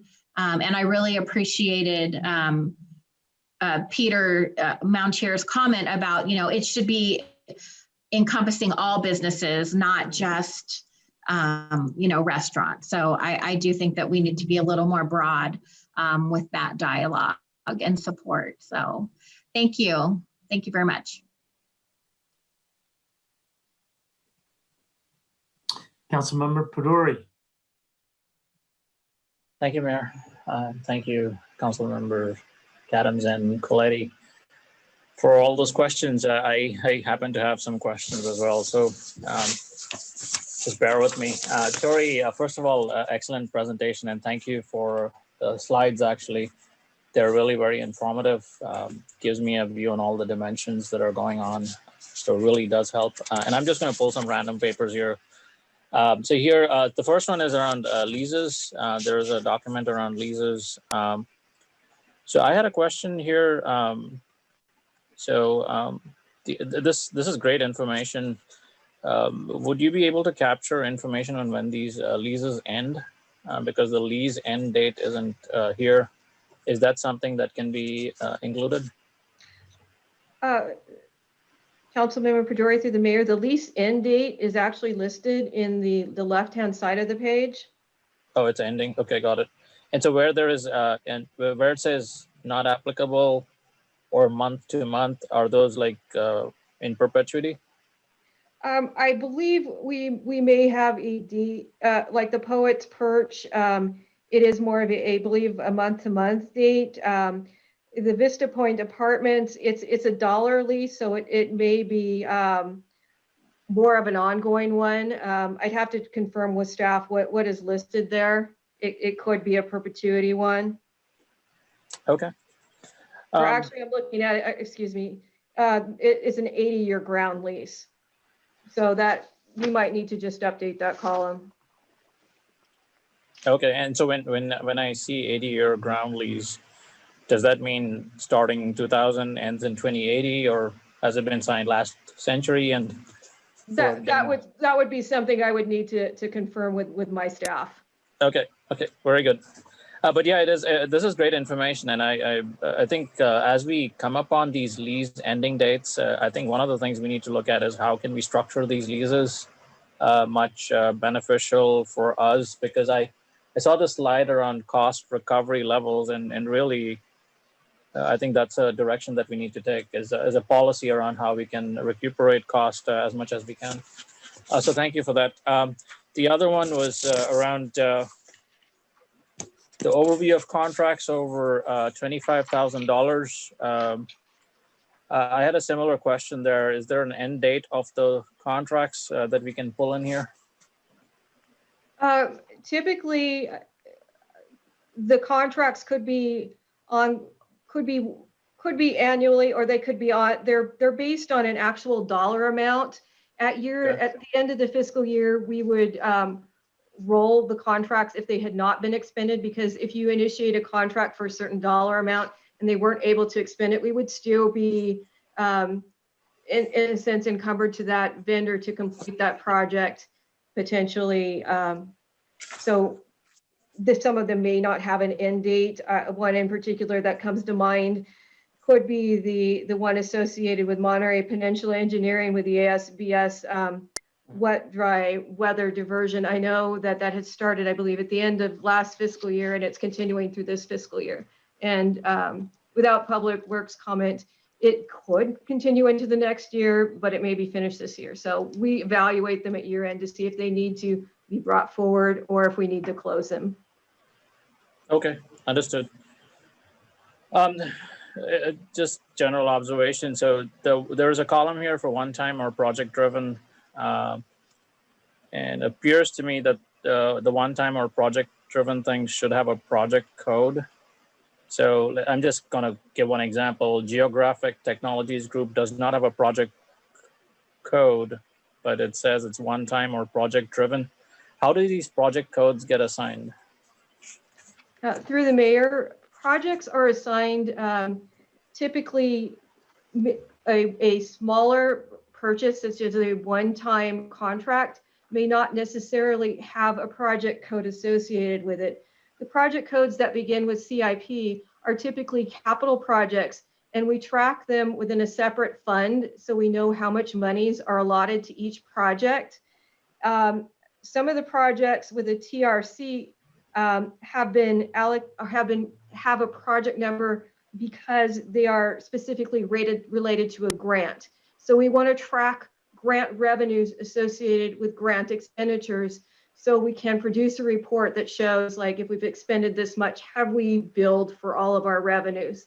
At the end of the day, we should be cost neutral. So because some of them are larger projects, although it is it is listed as a one-time item, it's not necessarily a true construction project, or it's not grant funded. So we assign them as more of a tracking mechanism when it comes in. For this particular item, it wasn't grant funded, and it wasn't more of a construction project. It was more like a single purchase. Okay, understood. So thank you. And sorry, I know there's a lot of questions. So I think I have the same comment as Councilmember Coletti had. I think the CoPro media, to me, is I think that's something we really need to examine. I don't see any positive input from them at all. The other item, I just an observation seems to be that I don't know if we're doing the due diligence with the RFP process, but there's a significant I would say, like amount going to certain vendors only. So I think that's something that we need to examine moving forward. But I like this in general. The other couple of other items on the unfunded pension liability, pension obligation, bond payments. Great work on all the slides. I know that's not necessarily going away.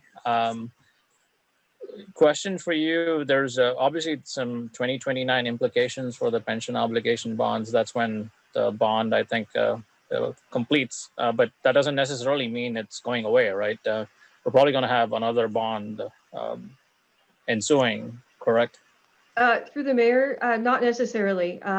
The pension obligation bond was originally funded to assist in reducing a liability that was with PERS because it achieved a better interest rate. And right now, there hasn't been any discussions of issuing a new pension obligation bond. So that pension obligation bond should expire in 2029, and the city would have the unfunded liability through PERS. But it's not to say that there is at this point there hasn't been any talks of issuing any new bonds. Yeah, it's very premature right now. But having said that, it seems like PERS doesn't meet its discount rate. So I would expect that to happen, some kind of solution. But anyway, and then last question, I think this is probably I would say for me at least the most important question was, so I looked at the agenda item and and you provided a graph around this as well. So the estimated funding balance basically goes down pretty much significantly. The main agenda item had these numbers in here with the baseline scenario, general fund, fiscal year 1920, all the way running through 25-26. So my question was the total estimated revenues for fiscal year 1920 were 23.7 million. Expenditures were 22.6 million. And that is the only year, it seems like that's the only year where actually we're kind of like coming in up until, let me put it this way, fiscal year 1920, it was the year where revenues were more than expenditures. All the way through 24-25, seems like we're not able to have more revenues than expenditures. What, in your opinion, like, why is it that 1920 we have more revenues than expenditures, and why, like, why will it take us 5 years to kind of like get back to better revenues, like in the black? Why will it take us 5 years? Well, part of the rationale is that we are including within that budget some capital improvement projects. In the last 3 years, if you were to say are ongoing revenues sufficient to fund ongoing operating expenditures, then the answer would be yes. Part of the issue is that going into this outlying years, we do have those rising pension costs, which is a contributing factor, as well as we're coming in from the pandemic with lower revenues. And we're ramping up our revenues, but we had also initially had planned trying to get the sales tax measure or implementing the sales tax measure. So if the sales tax measure comes into play, then we should be more in alignment in looking at the chart with our revenues exceeding our expenditures to the point of over that $500,000 minimum capital level. If council wants to find more, wants to do more, that could mean that there may not be an excess amount, but there would be sufficient to fund some. And also remembering that the forecast is just a forecast. It's based on certain factors. There could be a new hotel that comes in, which brings in more TOT. There could be a lot of things that may change. It's just an idea of from a planning perspective, we know these things are out there. We know that there are going to be rising pension rates. We know that there are going to be a reduction in the pension obligation bond. We can say that our other revenues and expenditures may rise by a certain percentage, but at the end of the day, it's kind of a tool to just look out. And looking at it when we receive, or if we receive that Measure L revenues, it should put us in a much better position.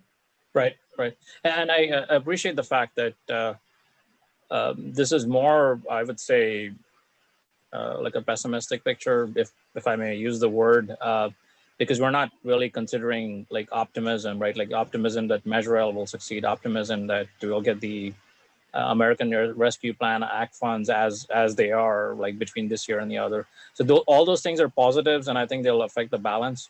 To me, it was just kind of like surprising that like fiscal year 1920, we don't even have Measure L revenues. We don't have any of these American Rescue Plan Act things, and it's going to take us roughly 4 to 5 years to be at that same kind of level. Something must be. I'm guessing what you're saying is that the unfunded payments are the primary attribute there. So fiscal year 1920, it wasn't that much, and now they are really playing a big role in the expenditures. They are rising, and in fiscal year 1920, we did make some significant cuts, including capital expenditures, to try to get closer to a balanced budget.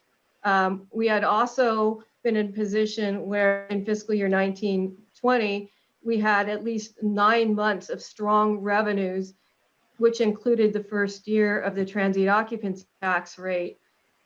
So we're coming into a position where our revenue reducing, and maybe we're starting from like a bottom and going up a trajectory, but our expenses are continuing to rise, including that payment, that amount, the unfunded liability.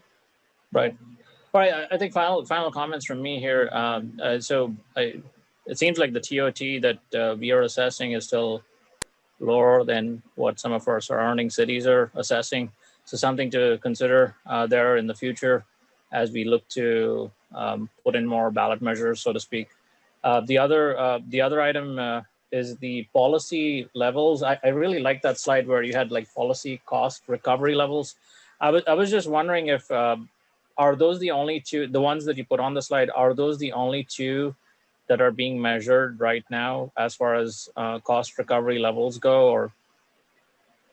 In this example, we use the two that are primarily supported for them by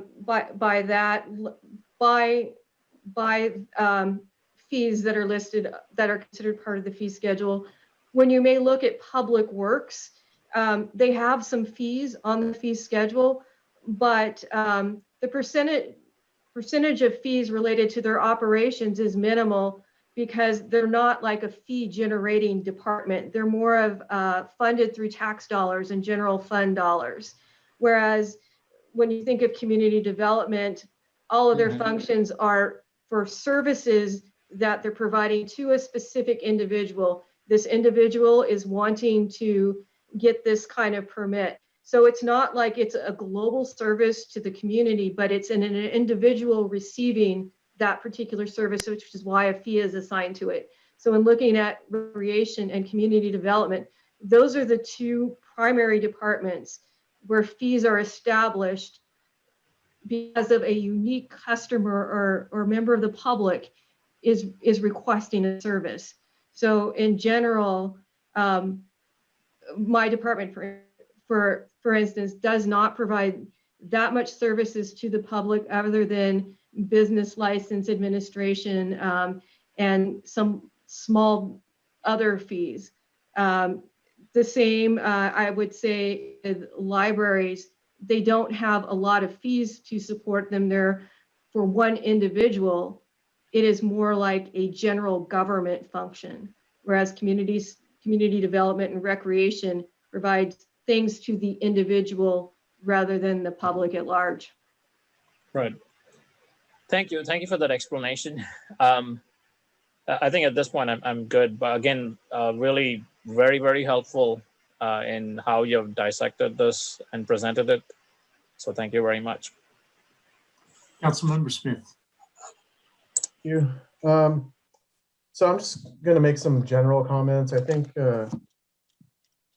my personal approach would be, as has been stated, we have to maintain a very prudent fiscal policy, as we have actually for the last 5 years and probably beyond that, but and which resulted in the reserve balance that we currently have. So my 3 tenets to that would be maintaining the reserve policy. So I know we're below right now. I think we're below based on the presentation by 660,000. So I would be in favor of going back to the reserve level. That would be a goal of mine, provided that there's funding there. The second tenet of my plan would be to somehow help our PERS situation in the next 5 years. If we are fortunate enough to have a positive reserve balance, to work on that in some fashion.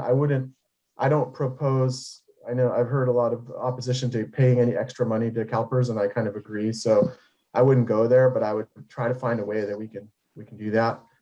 And number 3 would be, and 2 and 3 can be interchangeable, but 1 has to be reserves. But 2 or 3 could be infrastructure. Infrastructure, I believe we need to keep a focus there. And I like the rule of 3, so I'm just sticking with 3.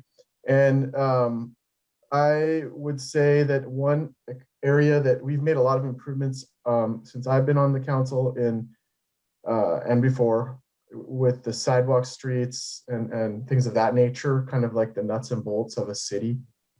And so I think that obviously you want to maintain a commitment to that, but I would say a focus on technology, infrastructure, and enhancing that because of our close connection to Silicon Valley, being here close to that. I think all of our records need to be electronic and all of those things. So any extra additional money that comes into play, I would propose that I would support putting the money there for a bunch of reasons, most notably transparency, just efficiency within City Hall, and response to the public. And with the nuts and bolts infrastructure, like the sidewalks and streets, on the wish list would be that a look at a downtown kind of enhancement, but just to maintain the focus that we've had the last 5 years or plus on infrastructure. Thank you. Councilmember Tomlinson. Yes, thanks, Mayor. What a great session. Thank you so much, Tori, for all the work that you've put in to prepare all of this and all of us. And then to all my colleagues who've asked many questions that have been great to hear the answers to. And I agree with many of the comments that have already been made. I'll quickly go through all of my notes and some of my stars. I think I'm going to start on the expenditures page. So I support for the salaries and benefits in showing that the furlough, in the salaries and benefits slide, you showed the furloughs. I support restoring the positions and getting folks back to 100%, as I don't know when, but I think it should be a top priority. It was nice to see that the contracts that went up are paying for themselves with the 4-leaf and the increased activity at the community development department. And on that level, I think increasing the positions in the community development department, especially if it's paying for itself, absolutely makes sense. I support cutting the Cold Pro media. I would have liked to know from staff. I've asked a couple of staff members how it's helped, and I'm not hearing that it's been worth it, and it's disappointing. thank you to Mohammed for the Office 365 training and the fact that he's getting a lot of that done in-house and not having to use that contract money. My company just switched to Office 365 and did something similar. So it's a good program, and I'm glad that we're switching to it. The CIP program, I look forward to reviewing that in a couple of months as well. And I think that that'll tie into some of my comments about the revenues. Let's see, I noticed that the fees, like by redoing the fee schedule, it seems to have be paying off, although I would have thought that it kind of showed more of an impact than it did. But at least it's not going in the other direction. My big thing before I get into the two, potential opportunities here, but the local water project is a big thing for all of us, and definitely for me. I want that to be something we really focus on. So I know it's coming soon, but I'm just going to say it one more time that, coming up with a business plan that can make us whole on the $600,000 that we borrowed, but just make that local water project business plan work the way it was intended for the community, where it's not operating in the red. If we have to make it work by using the entitlement money from the water and entitlement sales, okay, but I would like to know how we can make it a successful business plan with not having to do that, because I haven't ran the numbers or looked at it, but I really want to get into that level of detail and have that be where our goal is to have it be viable without having to use the water entitlement money to pay for it, because that was never the intent from my understanding of studying it. I agree with Councilmember Coletti of just a cautious approach as we get back to normal. But what I really would like to do is kind of a forward-leaning approach on planning. So reaching out to the community sounds great. Having a subcommittee sounds great. I think regionally we need to be listening and paying attention. If all these other communities around us are going to be getting this influx of money in two tranches, what are folks doing with that money, and how can we economies of scale? We don't want to be working in a silo. And so if some of the money in Monterey and Carmel and our neighboring communities are being spent on good efforts, maybe we can, go in on it together.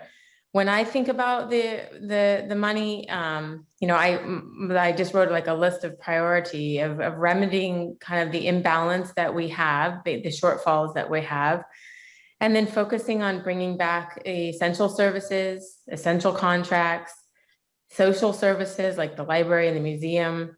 I would absolutely support giving more money to the EDC. Marketing is going to be huge. Getting businesses back to, up and running, getting schools up and running,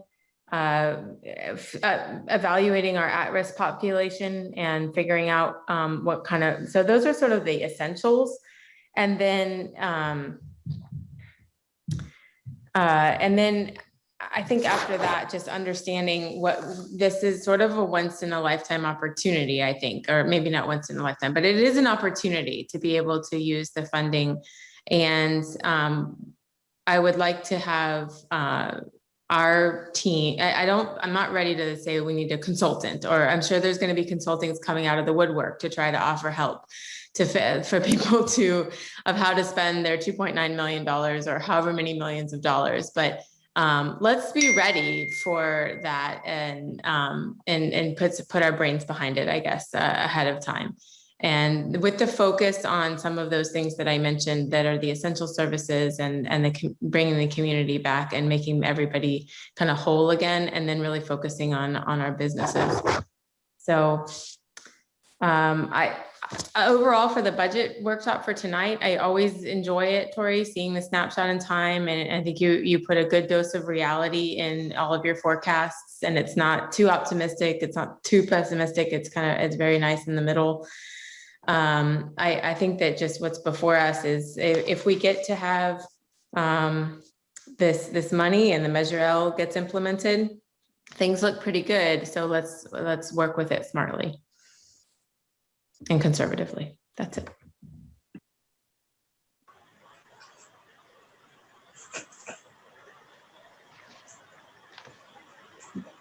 Councilmember Emilio.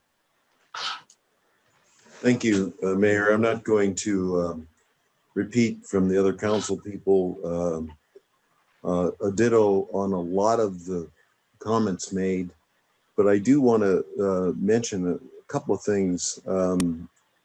First of all, Tori and your staff are really appreciated that you've put so much work into this this presentation, and a compliment to you guys.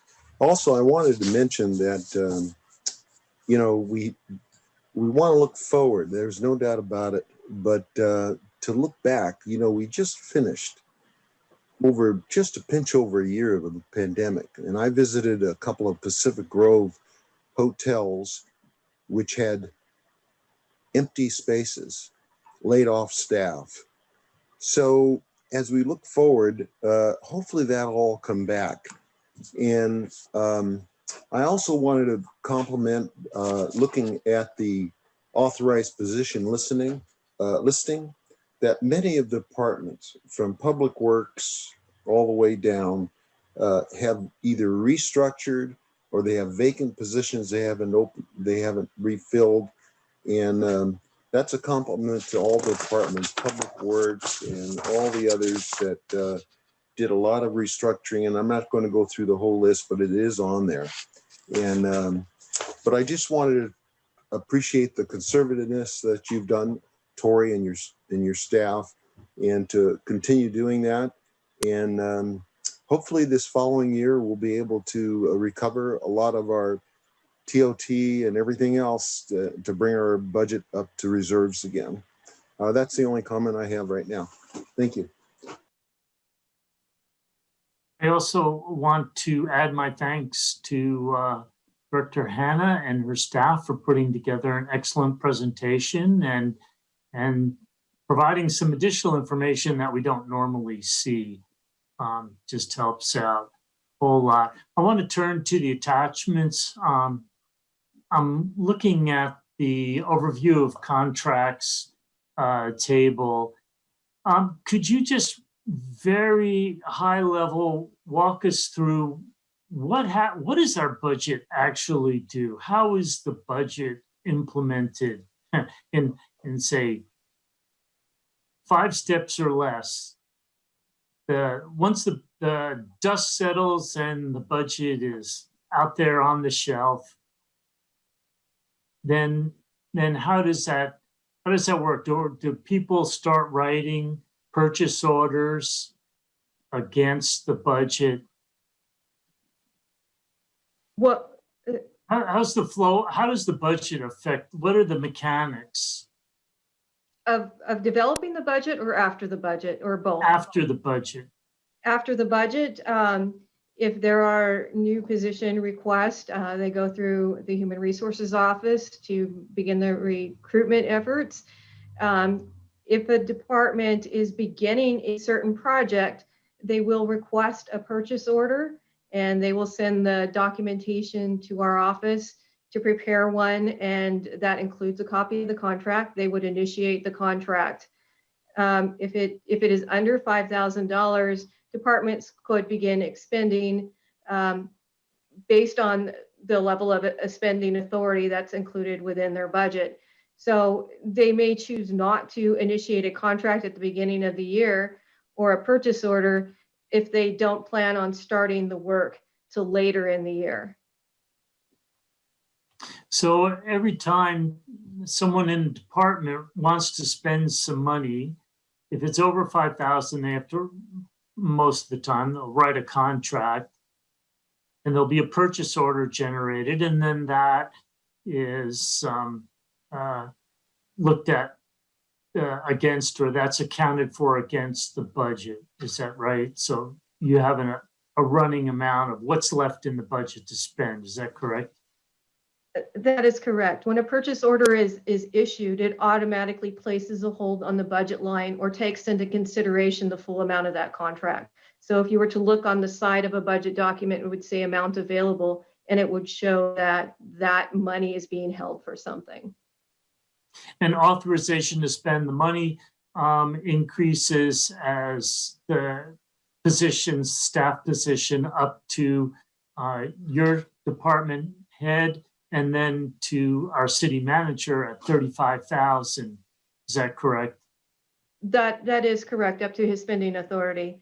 So we do have some different levels of authority. We are in the process of reviewing our internal purchasing policy. That is something that we need to do as well as providing more of a purchasing manual in addition to the ordinance in the city to provide more information to the departments and to ensure that our processes are all consistent. Excellent. Thank you very much. I appreciate that. You know, there were already some comments and questions about the contracts. I appreciated those. I think it was very enlightening to me to see this. I mean, we talk about the budget. Normally, it's very high level, and having a list of the contracts, the vendors, and the amounts and the fund really helps take something that can be very abstract to very, very real. Oh, and a question about the city manager's signature authority of 35,000. Well, we have multi-million-dollar contracts.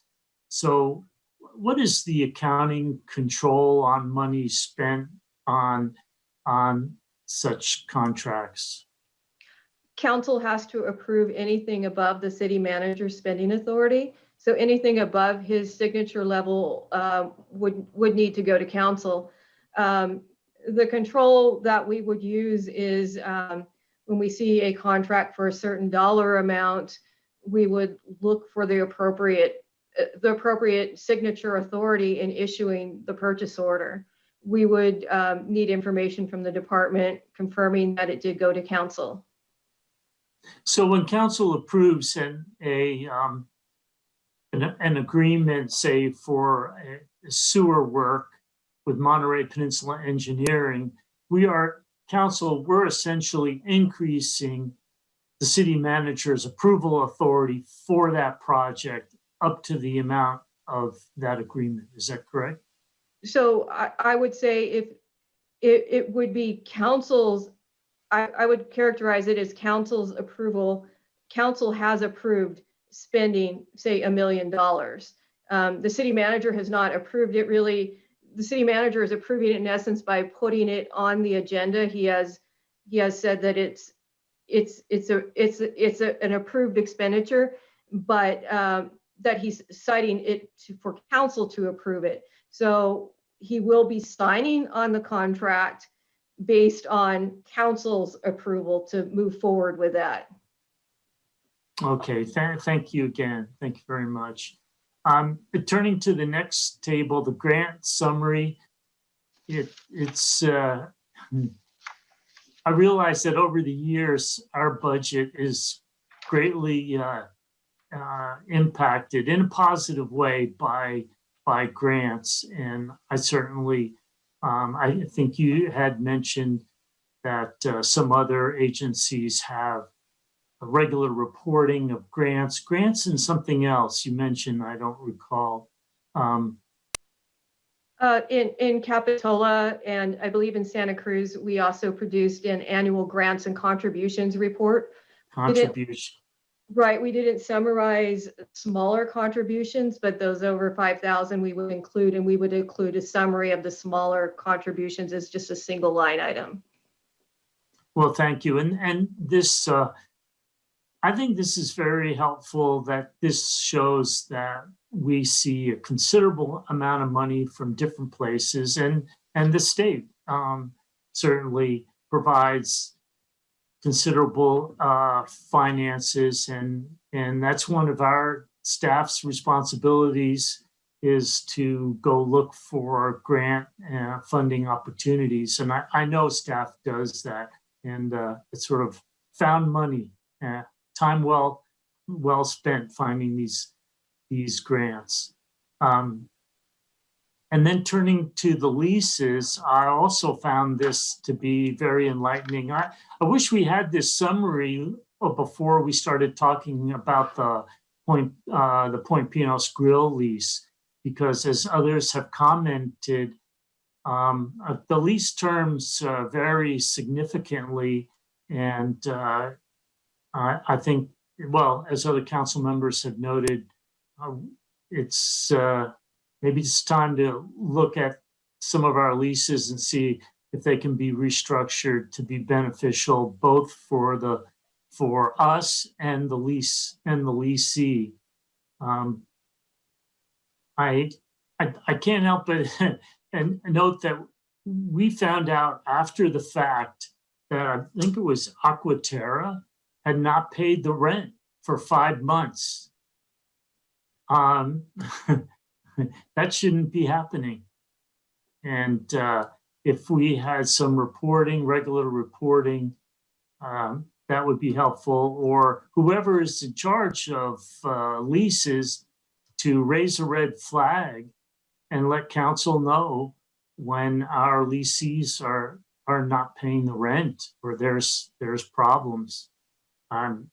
My understanding is that the agreements with the lessees are approved by city council, and the lessees and us, the city, should be holding the lessees to those agreements. And if we don't, then shame on us. We need to know. I think council needs to know about that.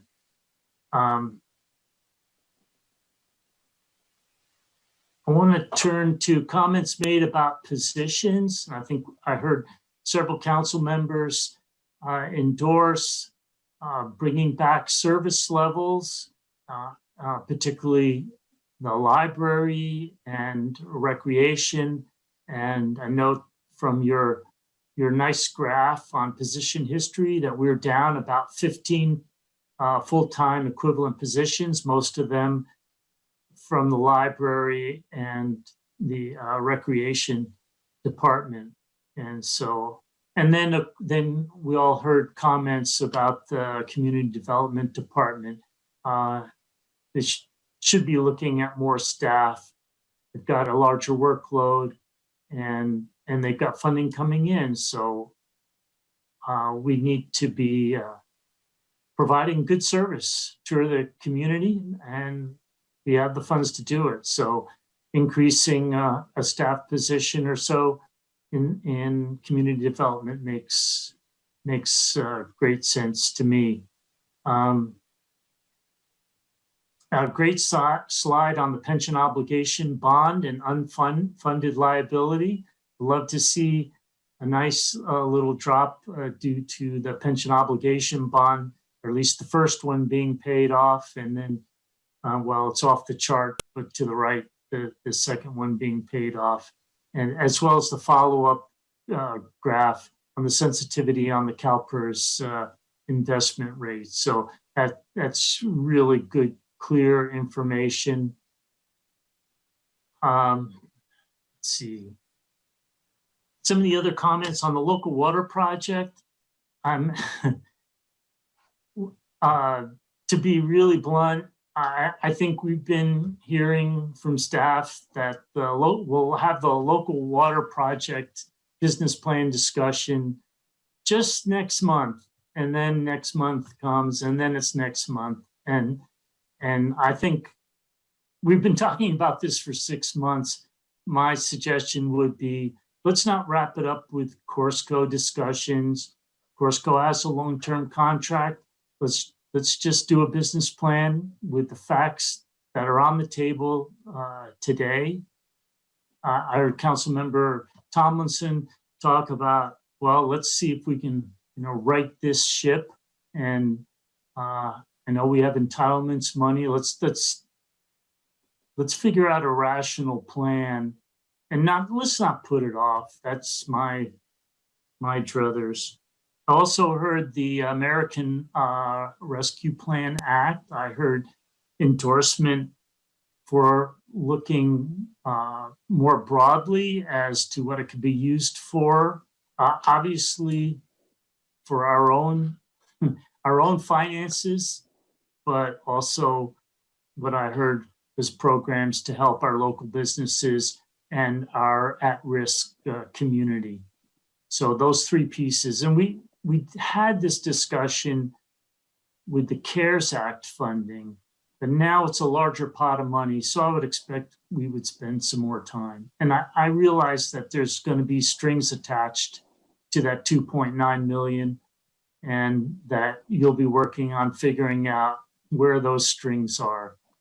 Appreciate that. I'll also endorse ColePro Media, saying thank you for the help, but I think we're done. I heard that we should look at or relook at the policies on cost recovery. That makes perfect sense to me.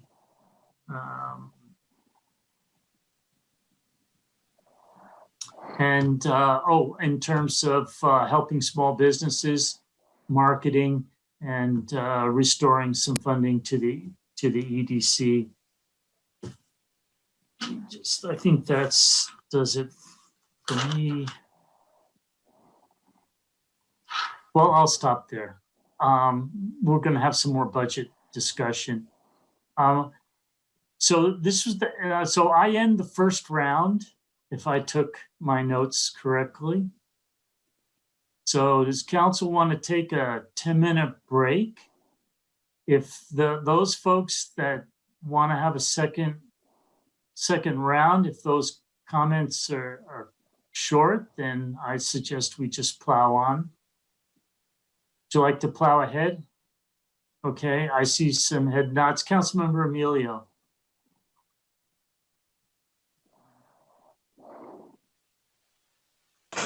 I looked at my notes. I endorsed the ColePro Media, but I believe that money, which was I think around 35,000, without looking, should be moved to the Economic Development Commission. That's the only comment. Councilmember Tomlinson. Thanks, Mayor. Yeah, I didn't have any other comments. I was just curious, Tori, if or Ms. Hanna, is ColePro Media, was that a contract that was month to month? Are we able to get out of it at this point? Yes, there is a term where we have to give advance notice, but yes, we can get out of that contract. Okay. And I like Councilmember Emilio's idea, but I'm ready to make a motion, Mayor, when we're done hearing everybody. Let's say you catch me off guard. I thought this was. Is it received the report? It's received the report, unless the motion is to adjourn, but let's hold on to that thought. I think we're close. Councilmember Coletti.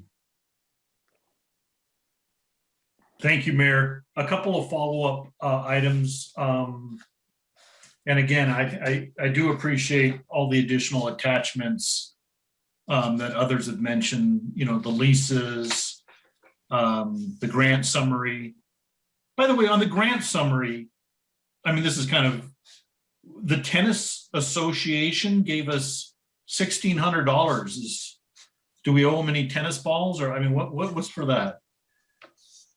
I believe there was a specific purchase associated with that, and we have completed that purchase. Okay, well, it's nice to know the tennis association is looking out for us. I like that. On your contracts and professional services slide 16, I did have a question on that. It looks like a pretty big increase, right? I mean, just graphically, but does that represent all funds, or is that just general fund? That represents just the general fund. Okay, all right, thank you for clarifying. I do agree with my colleagues that the EDC needs our support. That's what they're there for. We've got some great people there, and we've got a great leader, great chair. So let's use them. That means funding a budget and listening seriously to their recommendations. I want to really endorse what the mayor said about reviewing our leases. And this table does help tremendously. You know, in reviewing this, so just for the public to know, there's maybe 15 or so leases here. And the second highest performing lease at, this is just based on monthly rents, at $2,785 is being generated from a 900 square foot house. So, that's the Poet's Perch. So, you know, and I've got to give a shout out to Sally Moore on that. She was, you know, relentless in making sure that that property was not, you know, forgotten about, and that its best use was realized. So I do think we need to be reviewing the leases, and I'll just close with that. And I do like, also, finally, I'll just say, I do like Councilmember Tomlinson's mention of a forward-leaning approach, engaging the community about what the needs are, and also to reflect on what the chamber mentioned, that it'd be fair. We don't pick favorites. We're going to help everyone to the best of our abilities. And thank you again. Councilmember McAdams. Thank you. I wanted to thank my colleagues for their comments this evening, and Councilmember Emilio. I think that is a great idea to, you know, sort of refocus that money from the Cold Pro media to the EDC. It's a great group. I'm the EDC liaison, and I know that they really care about the businesses here in Pacific Grove. And just one last thing, I wanted to let everyone know, Councilmember Tomlinson had a great comment about, you know, with regards to the ARP money, instead of like working individually, to sort of work collaboratively. And the Community Foundation of Monterey County has a COVID-19 collaborative, and their CEO Dan, actually, he was discussing that they will be coming up with some suggestions and ideas of how cities can use their money that will be backed up with needs-based data. So Dan Baldwin, he is a great person. It's a great organization, and that is a really, really good idea to help all of the cities, you know, with regards to how to best invest in their communities. So thank you. And I now realize, so my one last comment, it concerns promissory notes. I think it was mentioned a couple of times.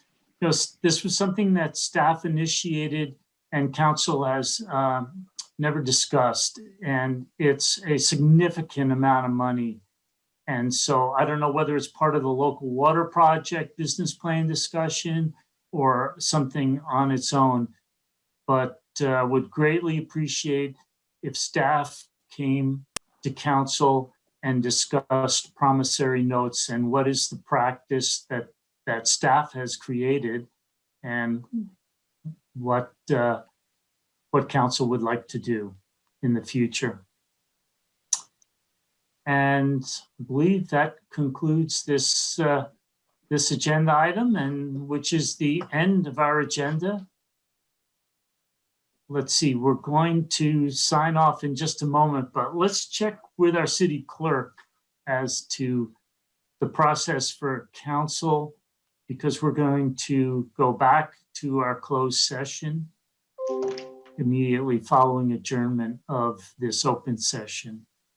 So can you give us some guidance, Ms. Kendall? Yes, sir.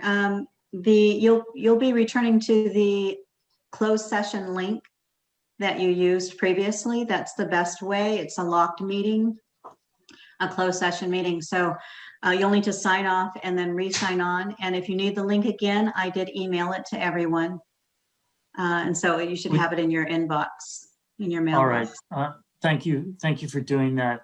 Okay.